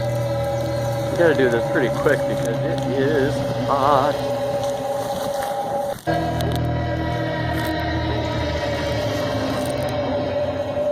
Nothing stuck to the stick, but it really melted my phone. Alright, let's toss that.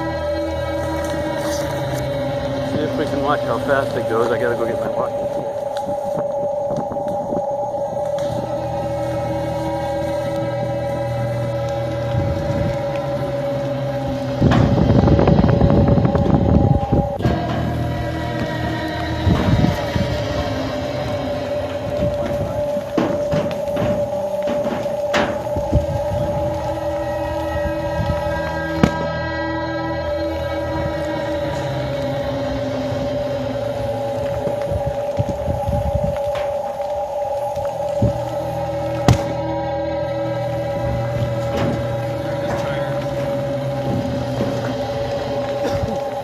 And it didn't help.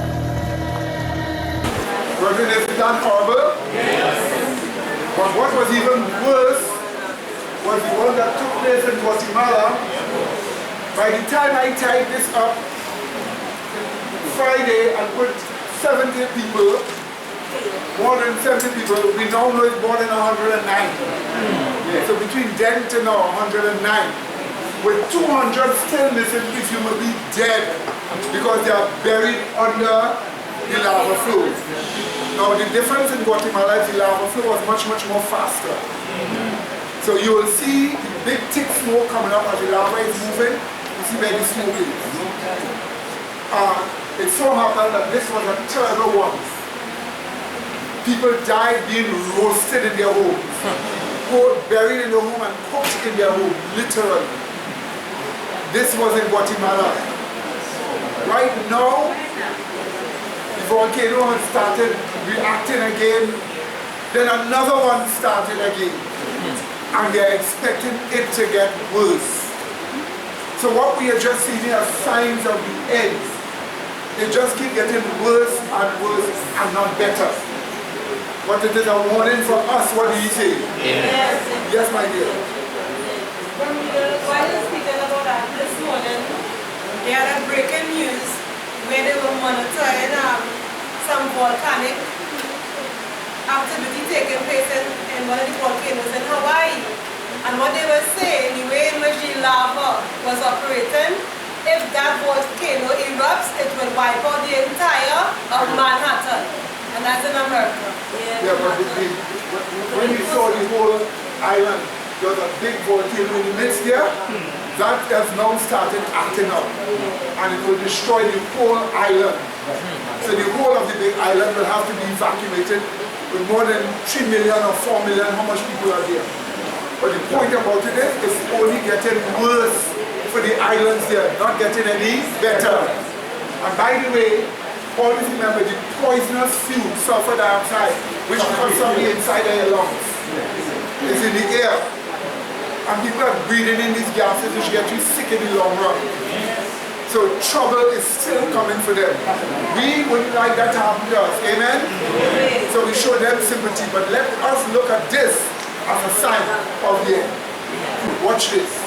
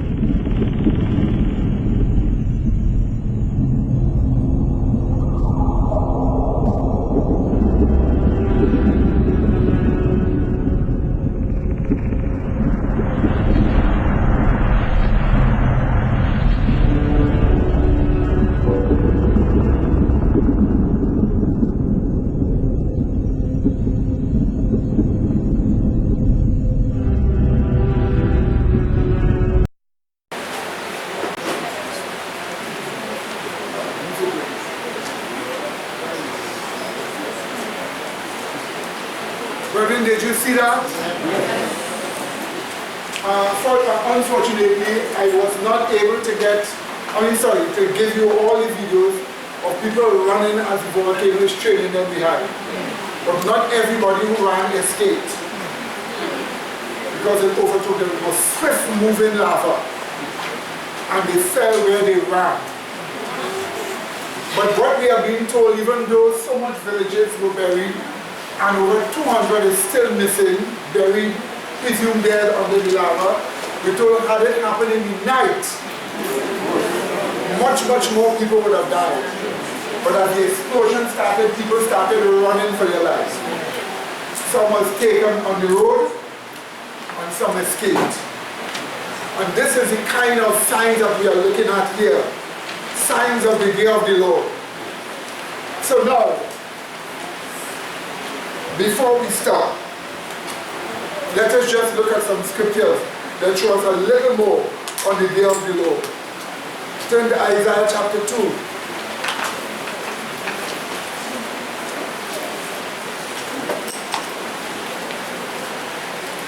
Isaiah chapter 2.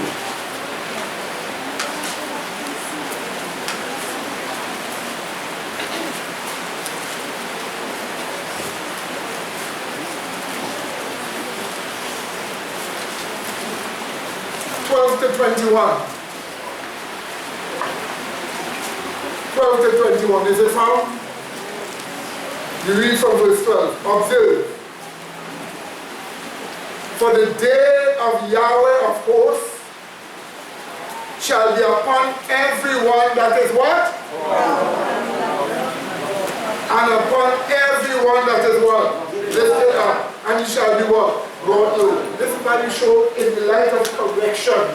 The best attitude is humility. We are nothing. We are absolutely nothing. One walking bag of bones and pus. Since it is so great that it could exalt itself against Yahweh. And just with a blink of the eye, he will cease to exist. That's why the best attitude is humility. That's why we are told the day of Yahweh comes upon all these proud people. Remember? Again, humility is the best attitude in the face of what? Correction. Let's go. And upon all the cedars of Lebanon that are high and lifted up, and upon all the oaks of Bashan, and upon all the high mountains, and all the hills that are lifted up, and upon every high tower, and every fence wall, and upon all the ships of Tarshish or Spain, and upon all the pleasant pictures, and the loftiness of man shall be bowed down, and the haughtiness of men shall be made low, and Yahweh alone shall be exalted in that day. Did you see that, my dear brethren? Let's read on. And they shall go, verse 18. And the idols he shall utterly abolish, and they shall go into the holes of the rocks, and into the caves of the earth, for the fear of Yahweh and for the glory of his majesty, when he arises to what? Shake terribly the earth. In that day a man shall cast his idols of silver and his idols of gold, the international bankers, which he have made each of them for himself to worship, to the moles and to the bats, to go into the clefts of the rocks, and to the top of rugged rocks, for the fear of Yahweh and for the glory of his majesty, when he arises to shake what? Terribly the earth. Now this is telling us something that is going to happen in the future. You see, the international bankers have built huge rooms below mountains. Huge cities below mountains. So that in case any big destruction taken in the earth, they can run into there for safety. We are being told they will run there for safety. All the money will do them nothing. They will run there for safety and tell the rocks to fall upon them and hide them. So they don't mind the mountains fall and crash over once they are secure there in these cities. But you and I know they will not survive. Is that understood? But it is a sign of the destruction that takes place in the day of the Lord that we just read here. Let's just look at another example of yes. Yes. On YouTube, there's a film showing you that the international bankers, they have built cities underground, and you can type it in. They have they're like roads, like just like how you have roads going for miles and miles. They have it underground, and they have storage of food and things like that. So you can go and check it out. Yes. Check it out. Amen. Isaiah 30. Amen. 5 to 30.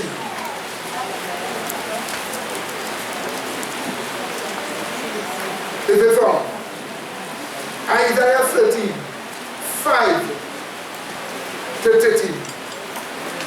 You read, verse 5. They come from a far country, from the end of heaven, even Yahweh and the weapons of his indignation to destroy the whole land. Did you see that? Howl ye, for the day of Yahweh is at hand.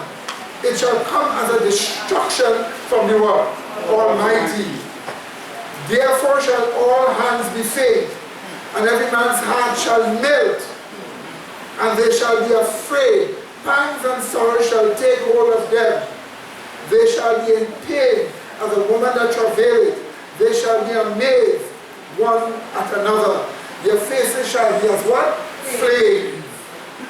Behold, the day of Yahweh coming, both what? Cruel, with wrath and with what? Fierce anger, to do what? Lay the land desolate.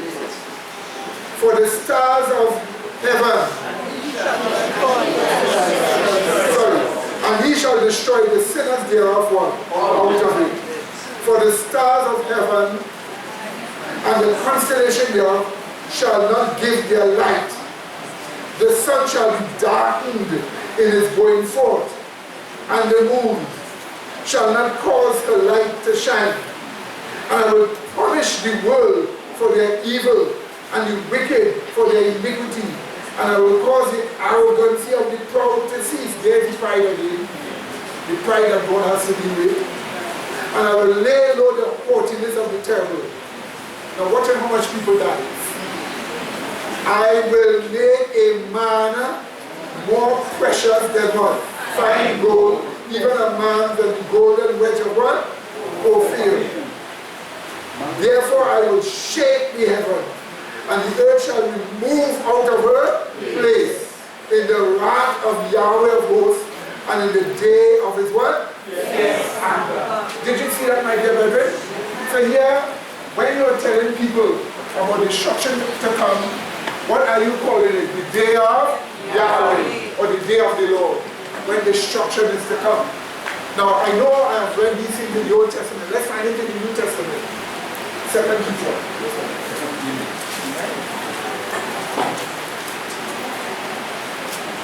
Or the golden wedge of Ophir. Ophir is a country, like that country was supposed to be somewhere where we call Yemen. And the golden wedge of Ophir was a red gold seam that people used to get gold from, but it was so red that it was the only kind in the world. And if God make a man more red than that, then he's and hardly have anybody alive. Okay? That's what it is talking about. So go now with me to 2 Peter 3:10 to 12. Yes, brother. What I want to share, right, is that in watching these videos, right, and understand and listen to a man with faith, you know, when they see it earlier in the study, you know, some people they will see things that have not been before. You have to be highly stupid to do a thing like that. If you recognize and you see this, see the horribleness of sin, look upon it and hate sin, because it is sin that is causing such a judgment. It is transgression of the law has God has to execute that like that to show us the majesty and the honor of his law. Why don't you hate the transgression of the law? Why don't you look upon it? Why don't you think my sin causing this? Let me hate it. Let me put it away. Let me adjust myself. Let me cast it off. Let me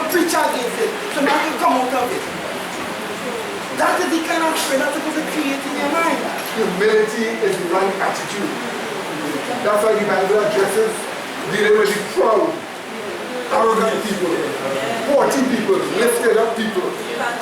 Now watch this. Watch this quickly. Because we're going to stop. 2 Peter 3, 10 to 12. But the day of Yahweh will come as a what? Thief in the night, in which the heavens shall what? Pass away with a what? A great noise. And the elements shall what? Melt with fervent heat. We see the beginning of that heat occasionally at signs. We saw it in Mexico. It goes on. The earth also and the works that are therein shall be what? Burnt up. Seeing then that things shall be, that all these things shall be dissolved, what manner of persons you ought to be in all holy conversation or behavior, as the Greek text says, with what and what? Godliness, and what else?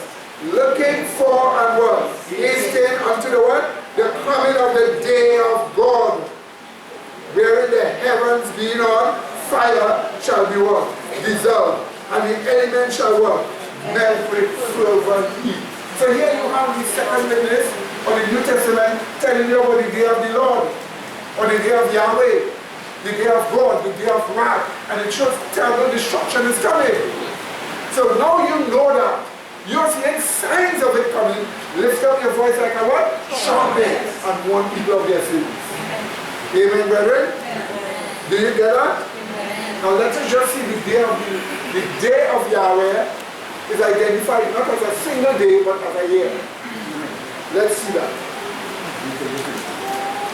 Isaiah 34,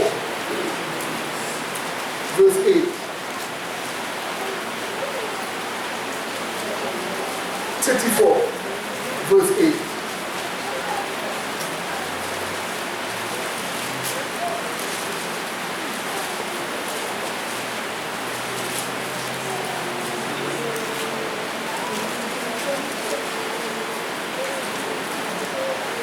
Now observe here, my dear brethren. Observe here. Notice I quoted 34 verse what? 8. But what if we just read before? We will see the context of 34, verse 8. Let's look and see. Let's read from verse 1 to verse 5. Come near ye nations to hear. Did you see that? And hearken you people. Let the earth hear and all that are therein. The world and all things that what? Come forth of it. For the indignation of Yahweh is upon how much? All nations. And his fury upon what? All their armies. He had utterly destroyed them. He had delivered them to the slaughter. Their slain also shall be cast out, and the stink shall come up out of their what? Carcasses. And the mountain shall be melted with their blood. And all the host of heaven shall be dissolved, and the heavens shall be rolled together as a scroll, and all their hosts shall fall down, as the leaf falling off from the vine, and as a fading fig from the fig tree. For my sword shall be saturated in heaven. Behold, it shall come down upon Unime and upon the people of my curse to judgment. Stop here. Ask yourself the question, how could all these stars fall in the earth? When you see Jupiter, it looks like a star. It's much bigger than the earth. Venus is half the size of the earth. How could all that fall? Because the stars here are not the planets, but huge rocks that will fall where? On the earth. That's the stars of heaven falling that will destroy the earth. Huge rocks. They fall like what? Stars.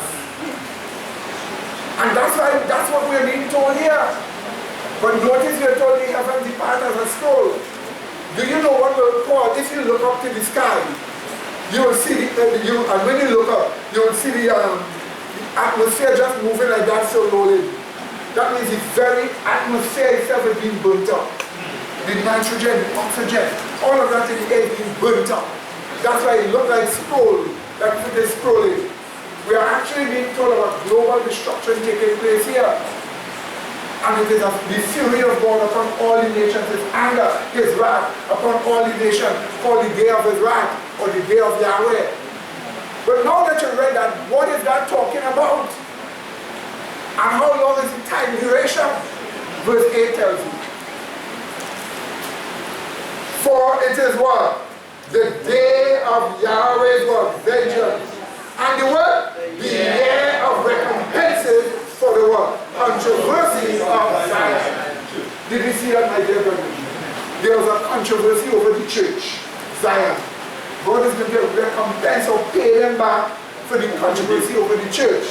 The controversy over the church will be about the Sabbath and the mark of the beast. And God is going to pay them back for that controversy. But we are told it is a day which equals what? A year in Bible prophecy. So the day of Yahweh is a what? It's the what? Year of Yahweh. Did you get that clear, my dear brother? Now let's just worship home clearly and then we'll stop. Next shot.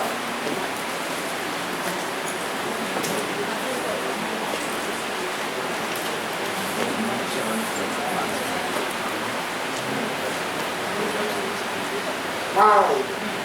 Watch this.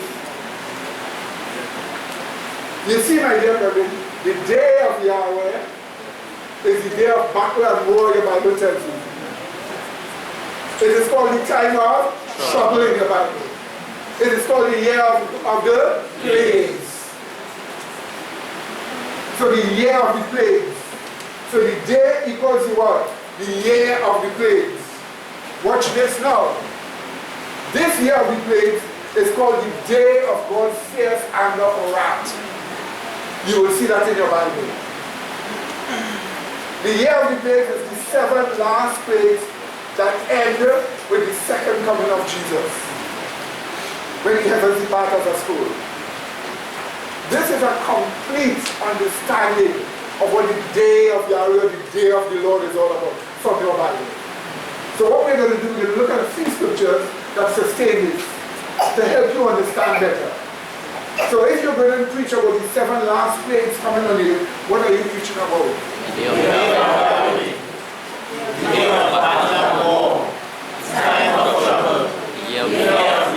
That's right. That's what he's speaking about. Did you see that? Now we know that the preachers in the churches wouldn't tell you that. But the Bible does tell you that. So we just read Isaiah 34, 1 to 5 and verse 8. Look at Revelation 16, 1 and then verse 14. But just before you do that, look what verse 8 tells you again of 34. It is the year of Yahweh's vengeance. The day of Yahweh's vengeance. And the year of recompenses for the controversy of Zion. Did you see that, my dear brothers? Okay? In verse 1 you read it is the indignation of the Lord upon all nations and his fury upon all what? Armies. The word indignation is holy wrath. And his fury upon all the armies. That's what you read before. Now go to chapter 16. So the day is called a year. Look at Revelation 16:1. Find it. And then verse 14. 16:1. And I heard a great voice out of the temple saying to the 7 angels, go your ways and pour out the what? Vials of the wrath of God upon the earth. Did you see that? Amen. The wrath of God. That's what it is called. The vials of the wrath of God. The day of God's fierce anger or wrath. Go and pour it out of the earth. Now go to verse 14.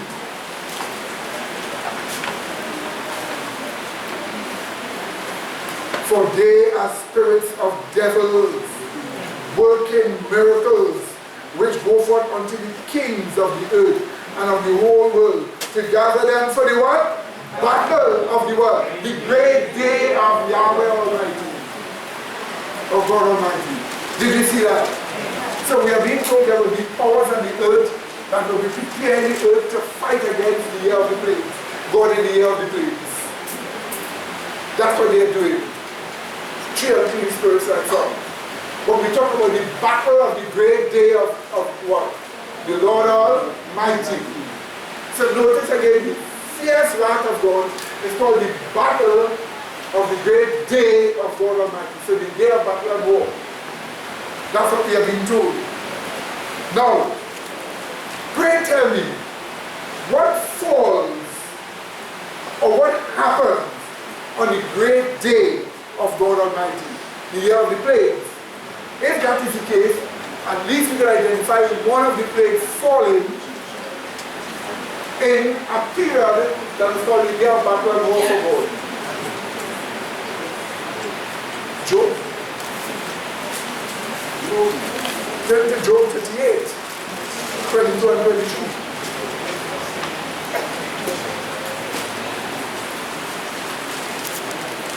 Job 38.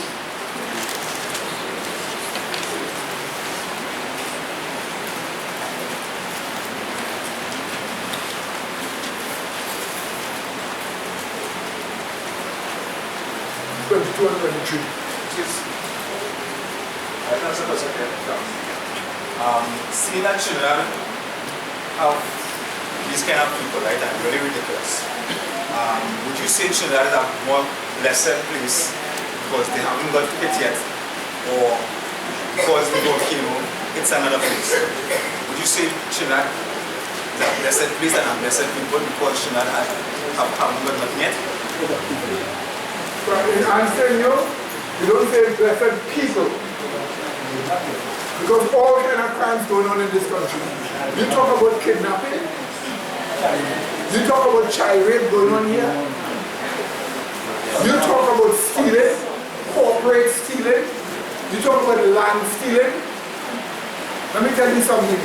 The last administration, it was found out that the last administration stole thousands and thousands of acres and give it to friends and people to hold. That's why they don't want land tax to come, because it will find out who are the people. You understand? So it's corruption after corruption right through. In all nations, including Trinidad and Tobago. We are not unique in that.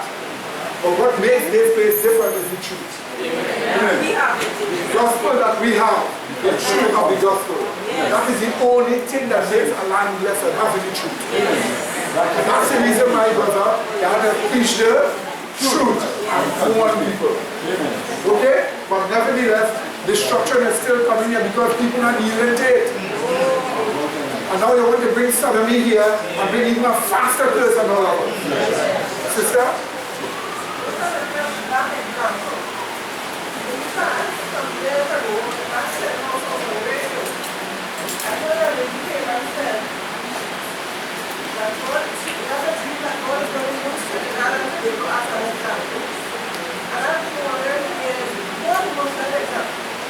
This is the example.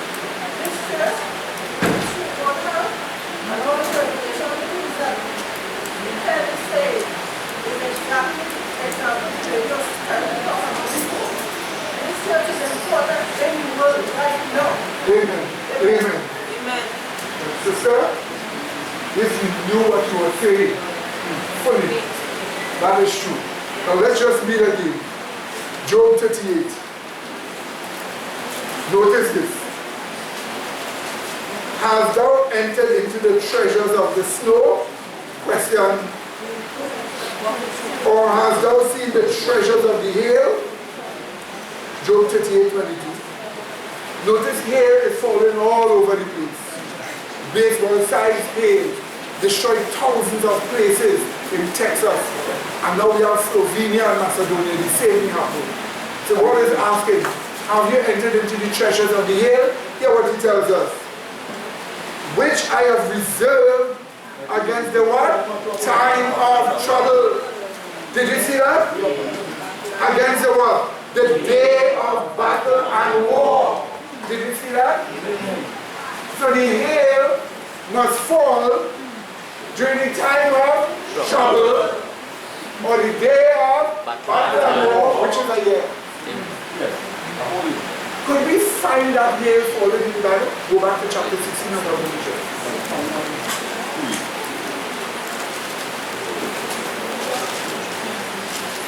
We read 17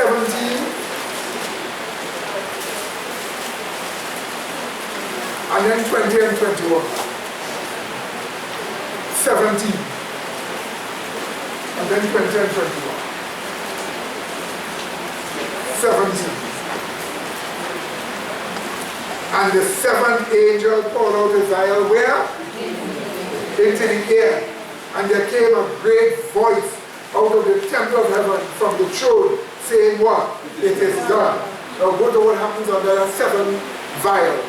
Verse 20. Every island what? Fled away. And the mountains were not found. And there fell upon men a what? A great hail out of heaven. Every stone about the weight of a what? Or 50 pounds. That's like a football. Think about it, really, football size ice. No matter where you run, it bursts into your roof. No matter where you run, it's taking you down. Football size hail. Think about it falling like rain. The sheer amount is destroying anything and everything. Just think about it. And that is the hail that falls during the plagues. Therefore, the day of battle and war, the day of the wrath of God, which ends with the second coming of Jesus, is the year of the plagues, which is the year of God's wrath, which is the day of Yahweh, or the year of Yahweh. The 7 last plagues. Are you listening to me, my dear brother?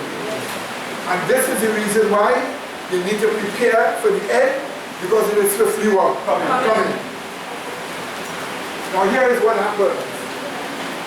What I did, I put together some video footage from doomsday movies of places being destroyed as a symbol of the kind of destruction that is going to take place all over the earth. And those things are still jokes. Because they're talking about the very atmosphere of the earth disappearing. Island chains sinking. The very surface of the earth is breaking up. And people by the billions are dying on the earth. That's what they're dealing with. None of those movie clips portray it. But yet it is so bad.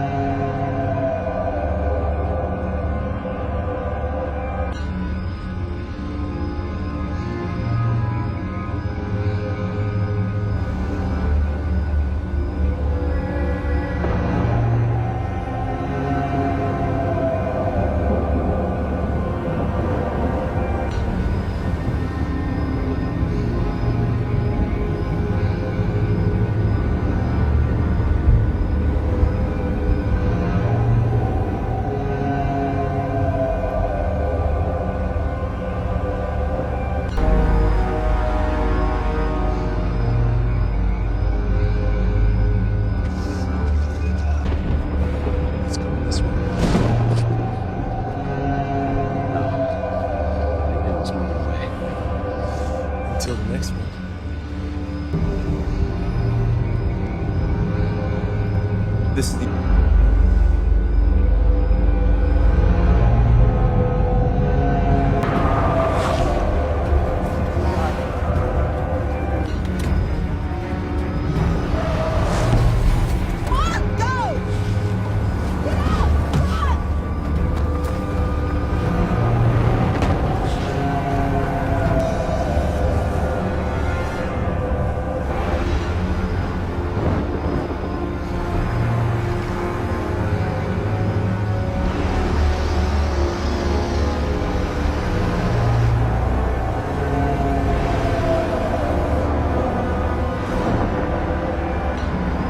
closer.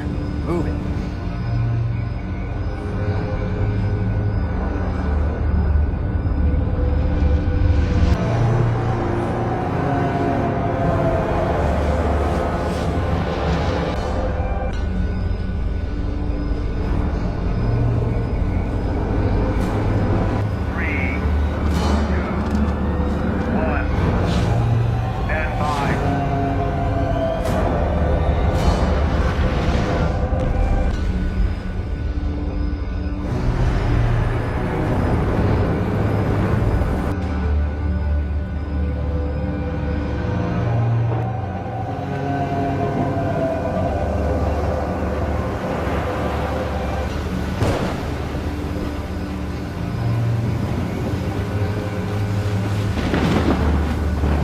Everyone was warned, but no one listened. A rise in temperature, ocean patterns changed, and ice caps melted. They called it extreme weather. They didn't know what extreme was. In the year of 2019, hurricanes, tornadoes, floods, and droughts unleashed a wave of destruction upon our planet.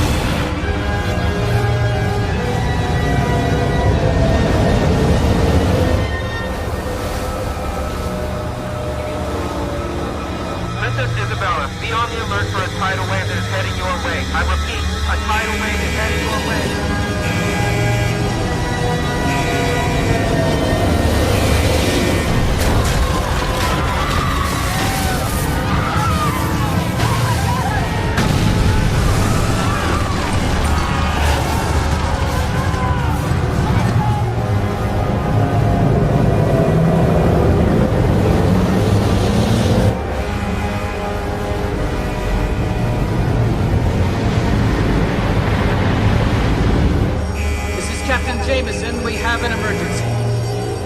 A tidal wave is heading our way. Everyone must get below decks immediately.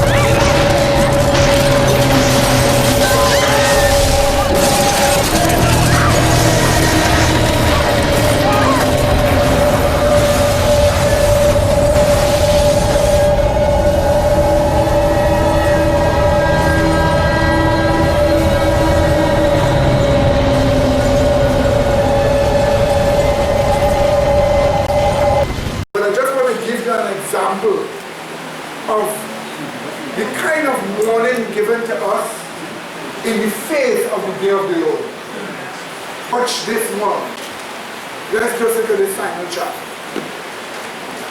Watch this. Turn to Ezekiel 13:5. I want you to read it with your own eyes. Ezekiel 13:5.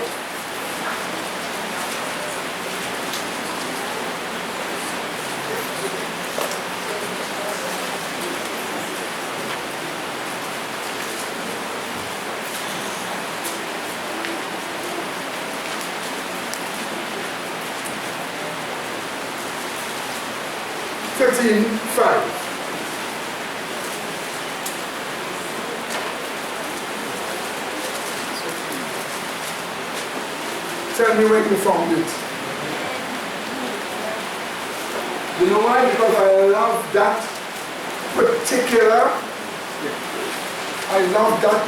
text, because it tells us this in the face of the day of the Lord, or the day of Yahweh. Here's what it tells us. Read it. Ezekiel 13:5. Hear what it says. Ye have not gone up into the gaps. So there are gaps, and God is saying, go and block up the gaps. Go and block the gaps. And he's saying, you did not go up and block the gaps. Here's what he's telling us. Ye have not gone up into the gaps, neither made up the hedge. For the house of Israel to stand in the battle in the day of Yahweh. So if the house of Israel, the church, is to stand and be successful when that day of war is going on, the gaps must be made up. The breaches must be made up. In other words, the full truth must come back. The truth must come back, and the church must possess the systematic theology, the full truth. But it must be in your life. And God is saying, you didn't even do that. So we are actually being told that we need to have this. We need to fix the spiritual state of the church before the trumpet blowing, before the day of Yahweh, before the day of Yahweh comes. We need to fix the spiritual state of the church before. The gaps need to be made up, and God said, you didn't do it. Is that understood, my dear brethren? Did you get that clear? Watch what kind of people the Bible says will be converted in the day of Yahweh. Before the day of Yahweh comes, when the preaching goes forth. Watch what kind of people the Bible says will be converted. Isaiah 27:13. I want you to read this scripture.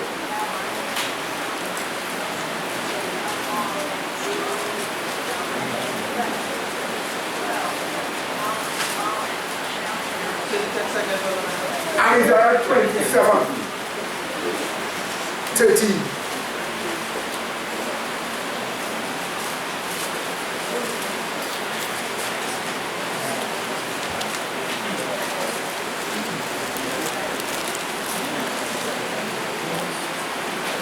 Have you found it?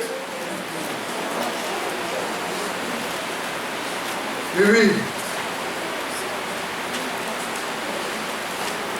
And it shall come to pass in that day that the great trumpet shall be blown. Amen? Showing the house of Zion their sins. Amen? The great trumpet what? Shall be blown. And they shall come which were ready to perish. Ready to perish where? In the land of Assyria. Now in the Bible, Assyria is the same as Babylon. Because Babylon took over Assyria. So the Bible uses the word Assyria and Babylon as a kind of a symbolical of the same. But those who were ready to perish where? In Babylon will come. That's why you say, come out of what? Babylon. My people, that's right. But not only there. Let's read on again. Which were ready to perish in the land of Assyria, and the outcasts of the land of Egypt, and shall worship Yahweh in the holy mountain of Jerusalem, which is the church. They come from Egypt. Egypt symbolizes what? The Illuminati, the socialists. So God is saying, people from Babylon will come, and people from the left will come, and they will worship Him. But when the trumpet is blown loud enough, that's why you and I have to blow that trumpet and to cause the conversion from Babylon and where? Egypt to come into the field. Did you just see that? Did you see that? Beautiful truth, isn't it? And that's the reason why you have to make sure your trumpet is loud. What do you say? But wait a minute. Wait a minute. Joel 3, 14 and 15.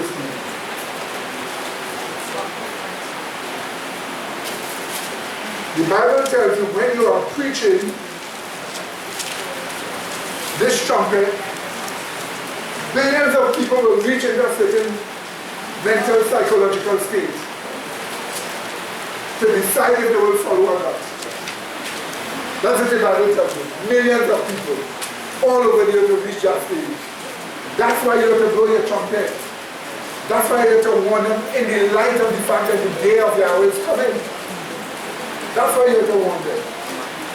So Joel 3, 13 and 14. But watch this. Watch this. How are you going to get those millions and millions to reach in a psychological state to decide whether they will follow or not? You have to show them signs. Signs of the coming of the Lord. That's what the scripture shows you.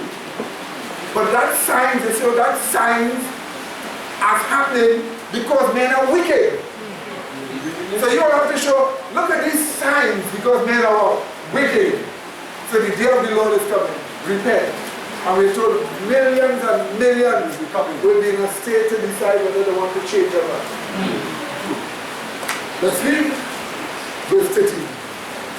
So Joel 3, 13 and then 14. Symbolically we are being told, put ye in the sickle, for the harvest is what? Ripe. That's the harvest of souls, of people. Come, get you down, for the press is what? Full, and the fats what? Overflow. For their wickedness is great. Multitudes in the what? Valley of decision for what? The day of Yahweh is here in what? The valley of decision. That's right. So for you to get multitude in the valley of decision to make up their mind what they're going to do, you're going to have to show them the end is near. People are very wicked. These are signs that the day of Yahweh is coming. That's the trumpet song you are to give. What do you say? And that's why notice this. We always give that in our television program. That has made our television program the #1 religious television program in this country. And let me repeat something that Sister Lisa told me. She said I was talking to the Prime Minister of St. Vincent and the Grenadines. We were talking about sodomy and sodomite, alleged looking to have rights when everybody has rights. And he was talking to her. And she said, once you're going right, we will support you. So he gave her a plan as to how they will do it. He said the courts cannot change the constitution. All we had to do is to call a referendum and put marriage between a man and a woman in the constitution, and they wouldn't be able to change it. The courts can move it up. And she said, when you are ready, we will what? Support you. Then he said, you think I don't watch your television program? The tall fellow with the beard. That's what he said. And he listens to the television program. So put it this way, they're being reached And you know why? Because we are giving the trumpet a certain sound. We are telling them, look at these signs. Jesus is coming very soon. Prepare for the end. And that's why people have been deciding. We are going to be opening a church in San Giovanni. And it will be full. We wouldn't have place. We wouldn't have place, although it is so big here. Because many people know, I have met many people who tell me, say, once you open, we are there. Alright? Once you open, we are coming there. That's what they have told me. I'm trying to tell you, brethren, we haven't started to read yet. You better buy a spiritual sickle and start getting to walk around. What do you say? Because you'll be weeping. What do you say, my dear? Many, many people coming. And so it will happen in our pocket when you occupy the building there too.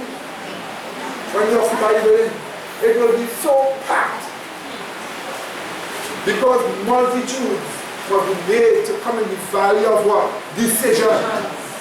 When they see the wickedness of people, as they recognize the day of Yahweh is coming. Amen. Is that understood? Amen. That means we have to show them signs of the second coming. And all of you have had a chance here, a wonderful chance that is given to us to bear that mantle on our shoulders of being a watchman on the walls of Zion, telling people, repent and accept Yahweh. What do you say? Amen. You see, let nobody turn you from your calling. Let nobody subtly subvert your mind. Put evil in your heart to turn you from that calling. This is the time we need unity. This is the time we need to work with each other. This is the time we need strength. That's why with Christ in you and Christ in me, we can work together to finish the work. What do you say? Amen. Is that understood, my dear? And there are big projects going to take place, which will be made known to all of you all shortly. So there are a few more scriptures there. I'd like to give you one last one. Malachi, the very last book of the Bible. Chapter 4, 5 and 6. In the Old Testament, the last book in the Old Testament. Sorry. The last two verses, the book ends telling us this. The book ends telling us this.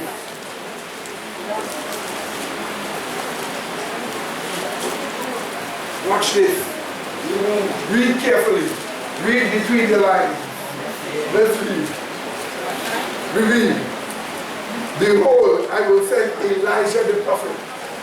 That's the same preachers that have the trumpet. They are typified as Elijah the prophet. Why? Because the last preachers of the earth here will be caught up by the 144,000. And that's how Elijah was taken. So we're dealing with the last group of Elijahs of the earth. We read.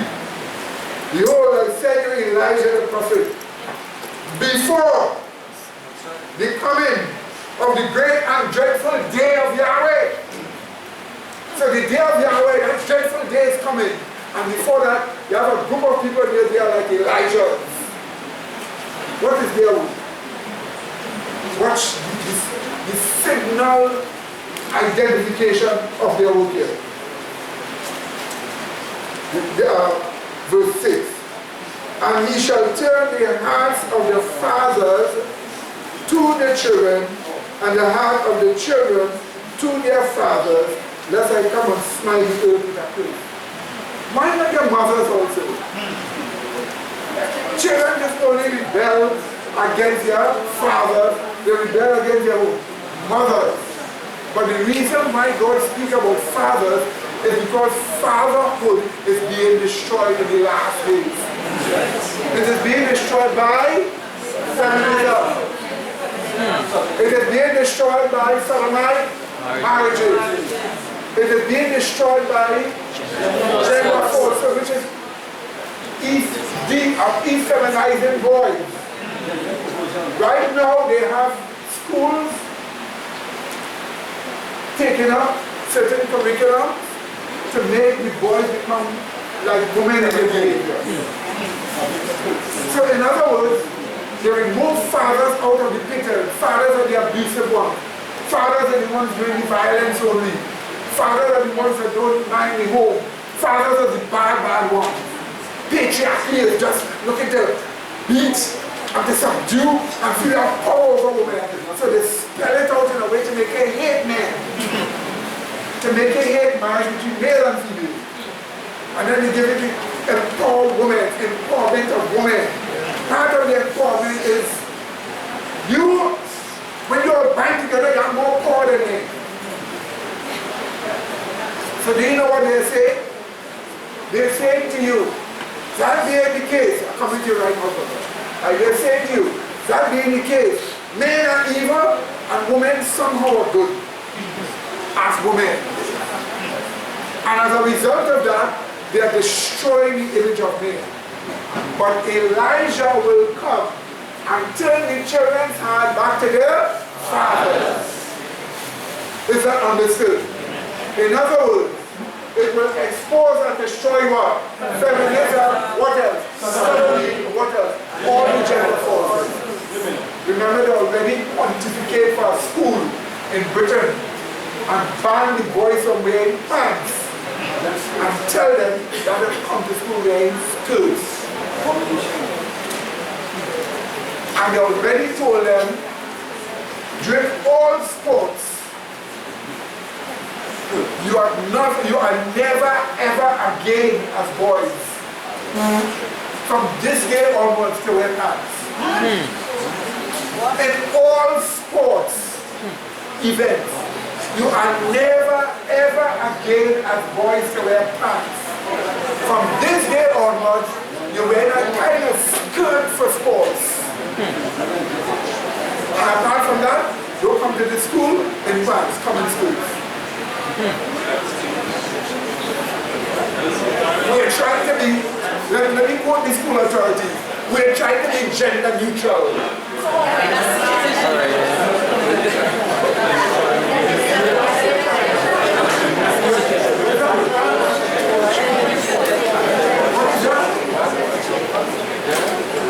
So Elijah is going to destroy them. Amen. So I have 2 and 1 and 2. Coming to you. In Ezekiel chapter 18 verse 5, when you said they have born maybe the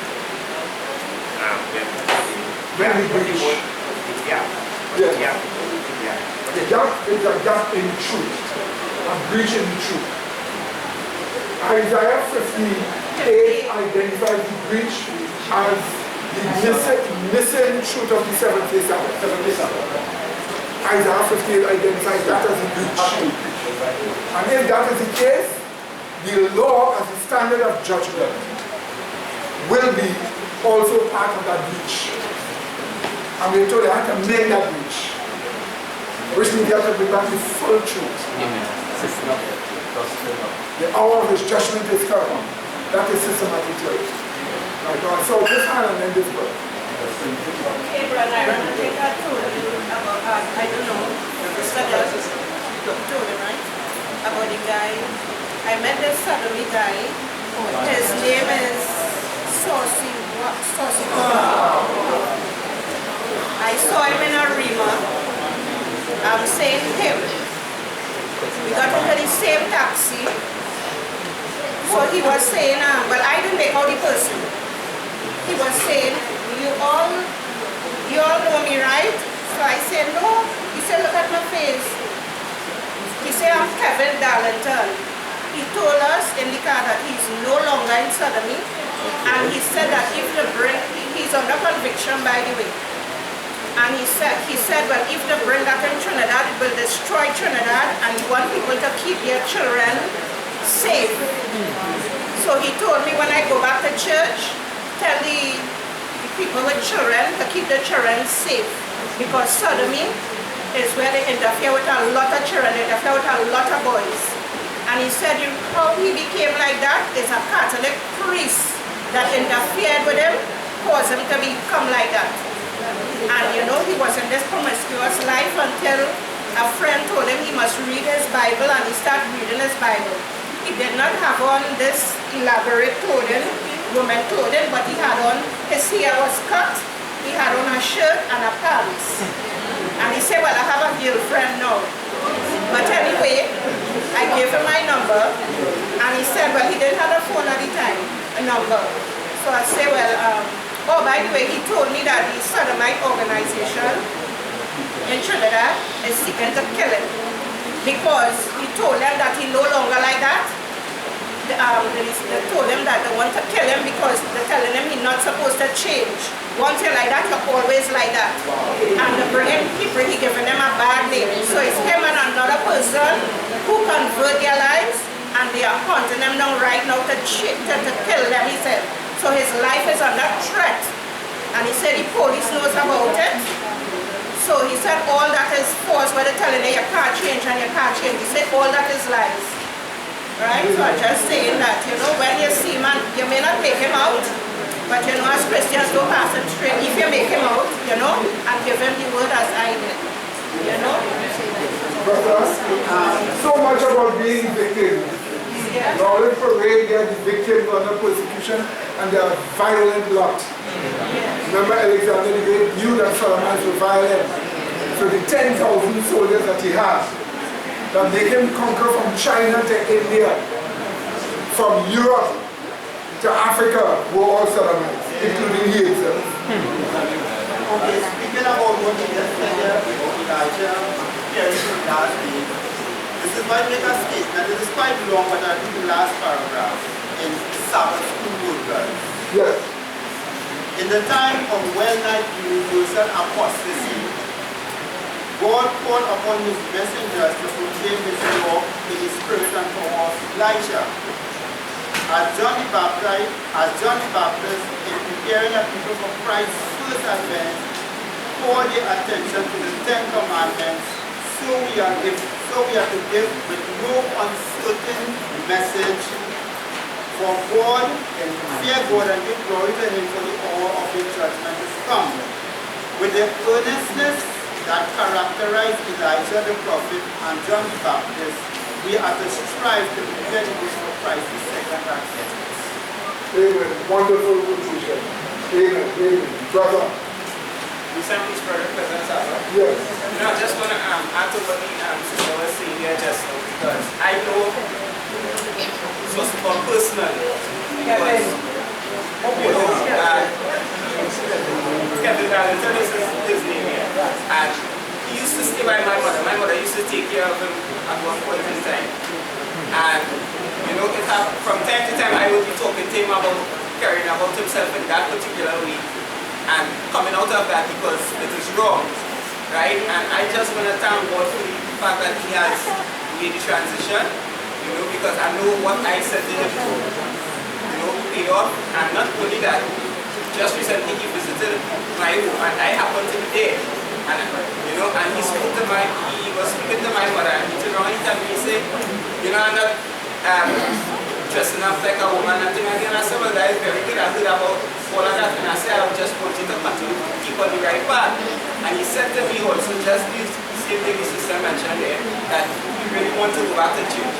But when I spoke to him, is that he didn't have a phone from us to keep in contact with him at that particular point in time. But now hearing that, you know, he's ready, made the transition is a really wonderful thing. And I know when I see him, I will see if I could, sorry brother, I will see if I could, you know, invite him to church here and bring him so that he can get home. Okay, alright, so my dear brothers, in concluding, the trumpet warning before the day of Yahweh, it is to fix the spiritual state of the church before the end. Make up the breach in the wall. 2, it is to cause conversion from Babylon, false religion in Egypt, 8 years on. 3, it is to bring repentance and conversion to many people. 4, multitudes will be in a state to decide to follow God or not. The value of decision.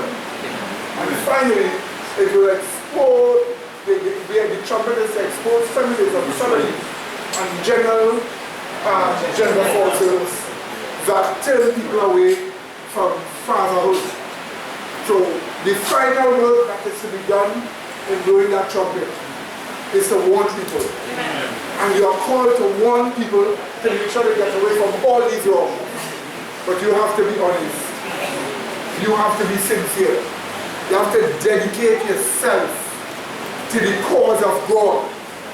You're not just talking about a person, okay, I just come to a church service now and then. No. You're talking about, apart from church service, giving yourself to Jesus Christ.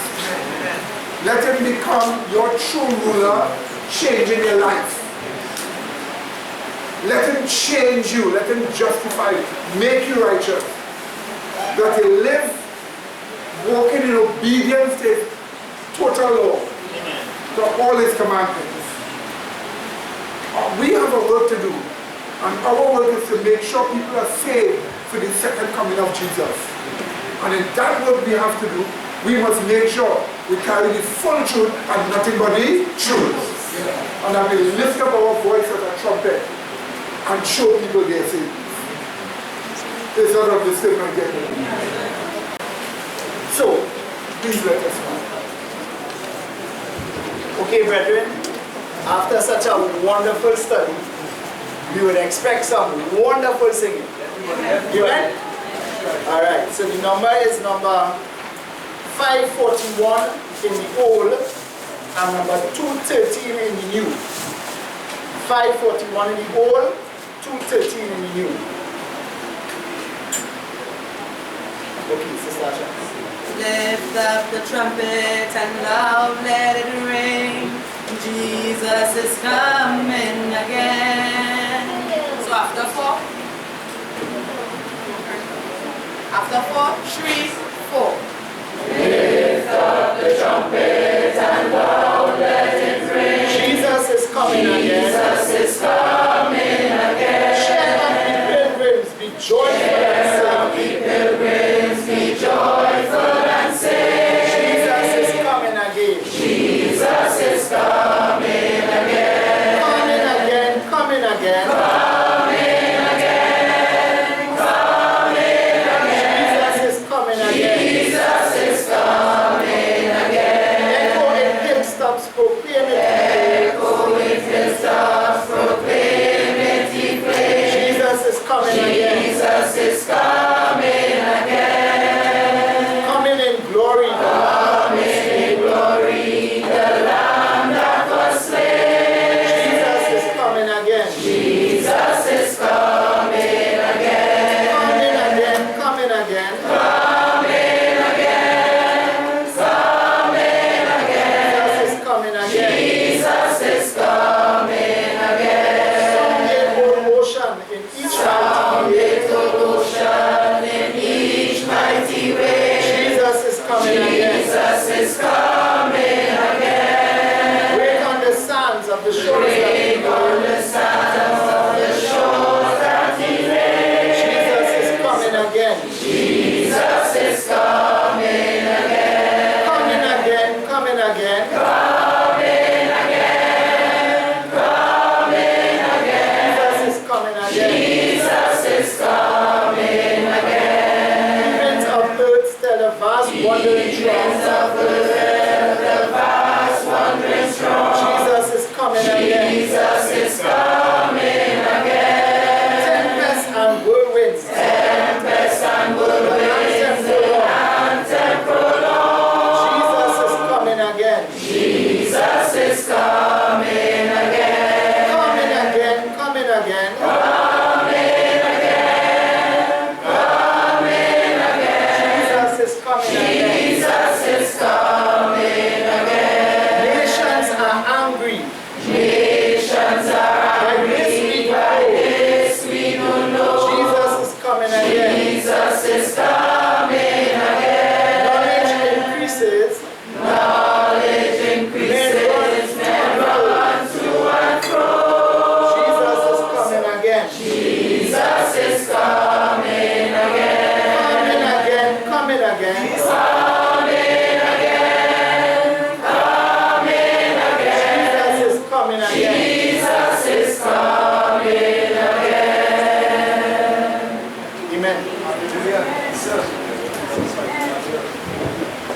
Amen, brethren.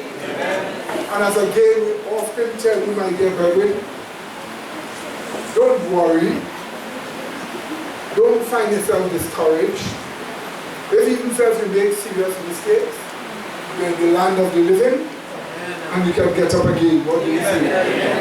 You have to learn until you learn to walk right. I've never seen a baby just get up and start walking just so. They sometimes fall back down, but they don't stay down. So as babes in Christ Jesus, get back up again. What do you say? And walk. Give yourself the chance. And God certainly will bless you. And remember, you have a church where we can do everything in our power to help. So we will do what we can do. Okay? All right. So let us have our closing prayer now. Let us pray. Gracious, loving Father, forgive us of our sins, justify us, make us righteous, grant us an understanding of your love, bring us into subjection to your truth, help us to be humble, help us to have courage, and to renew ourselves again into your hands.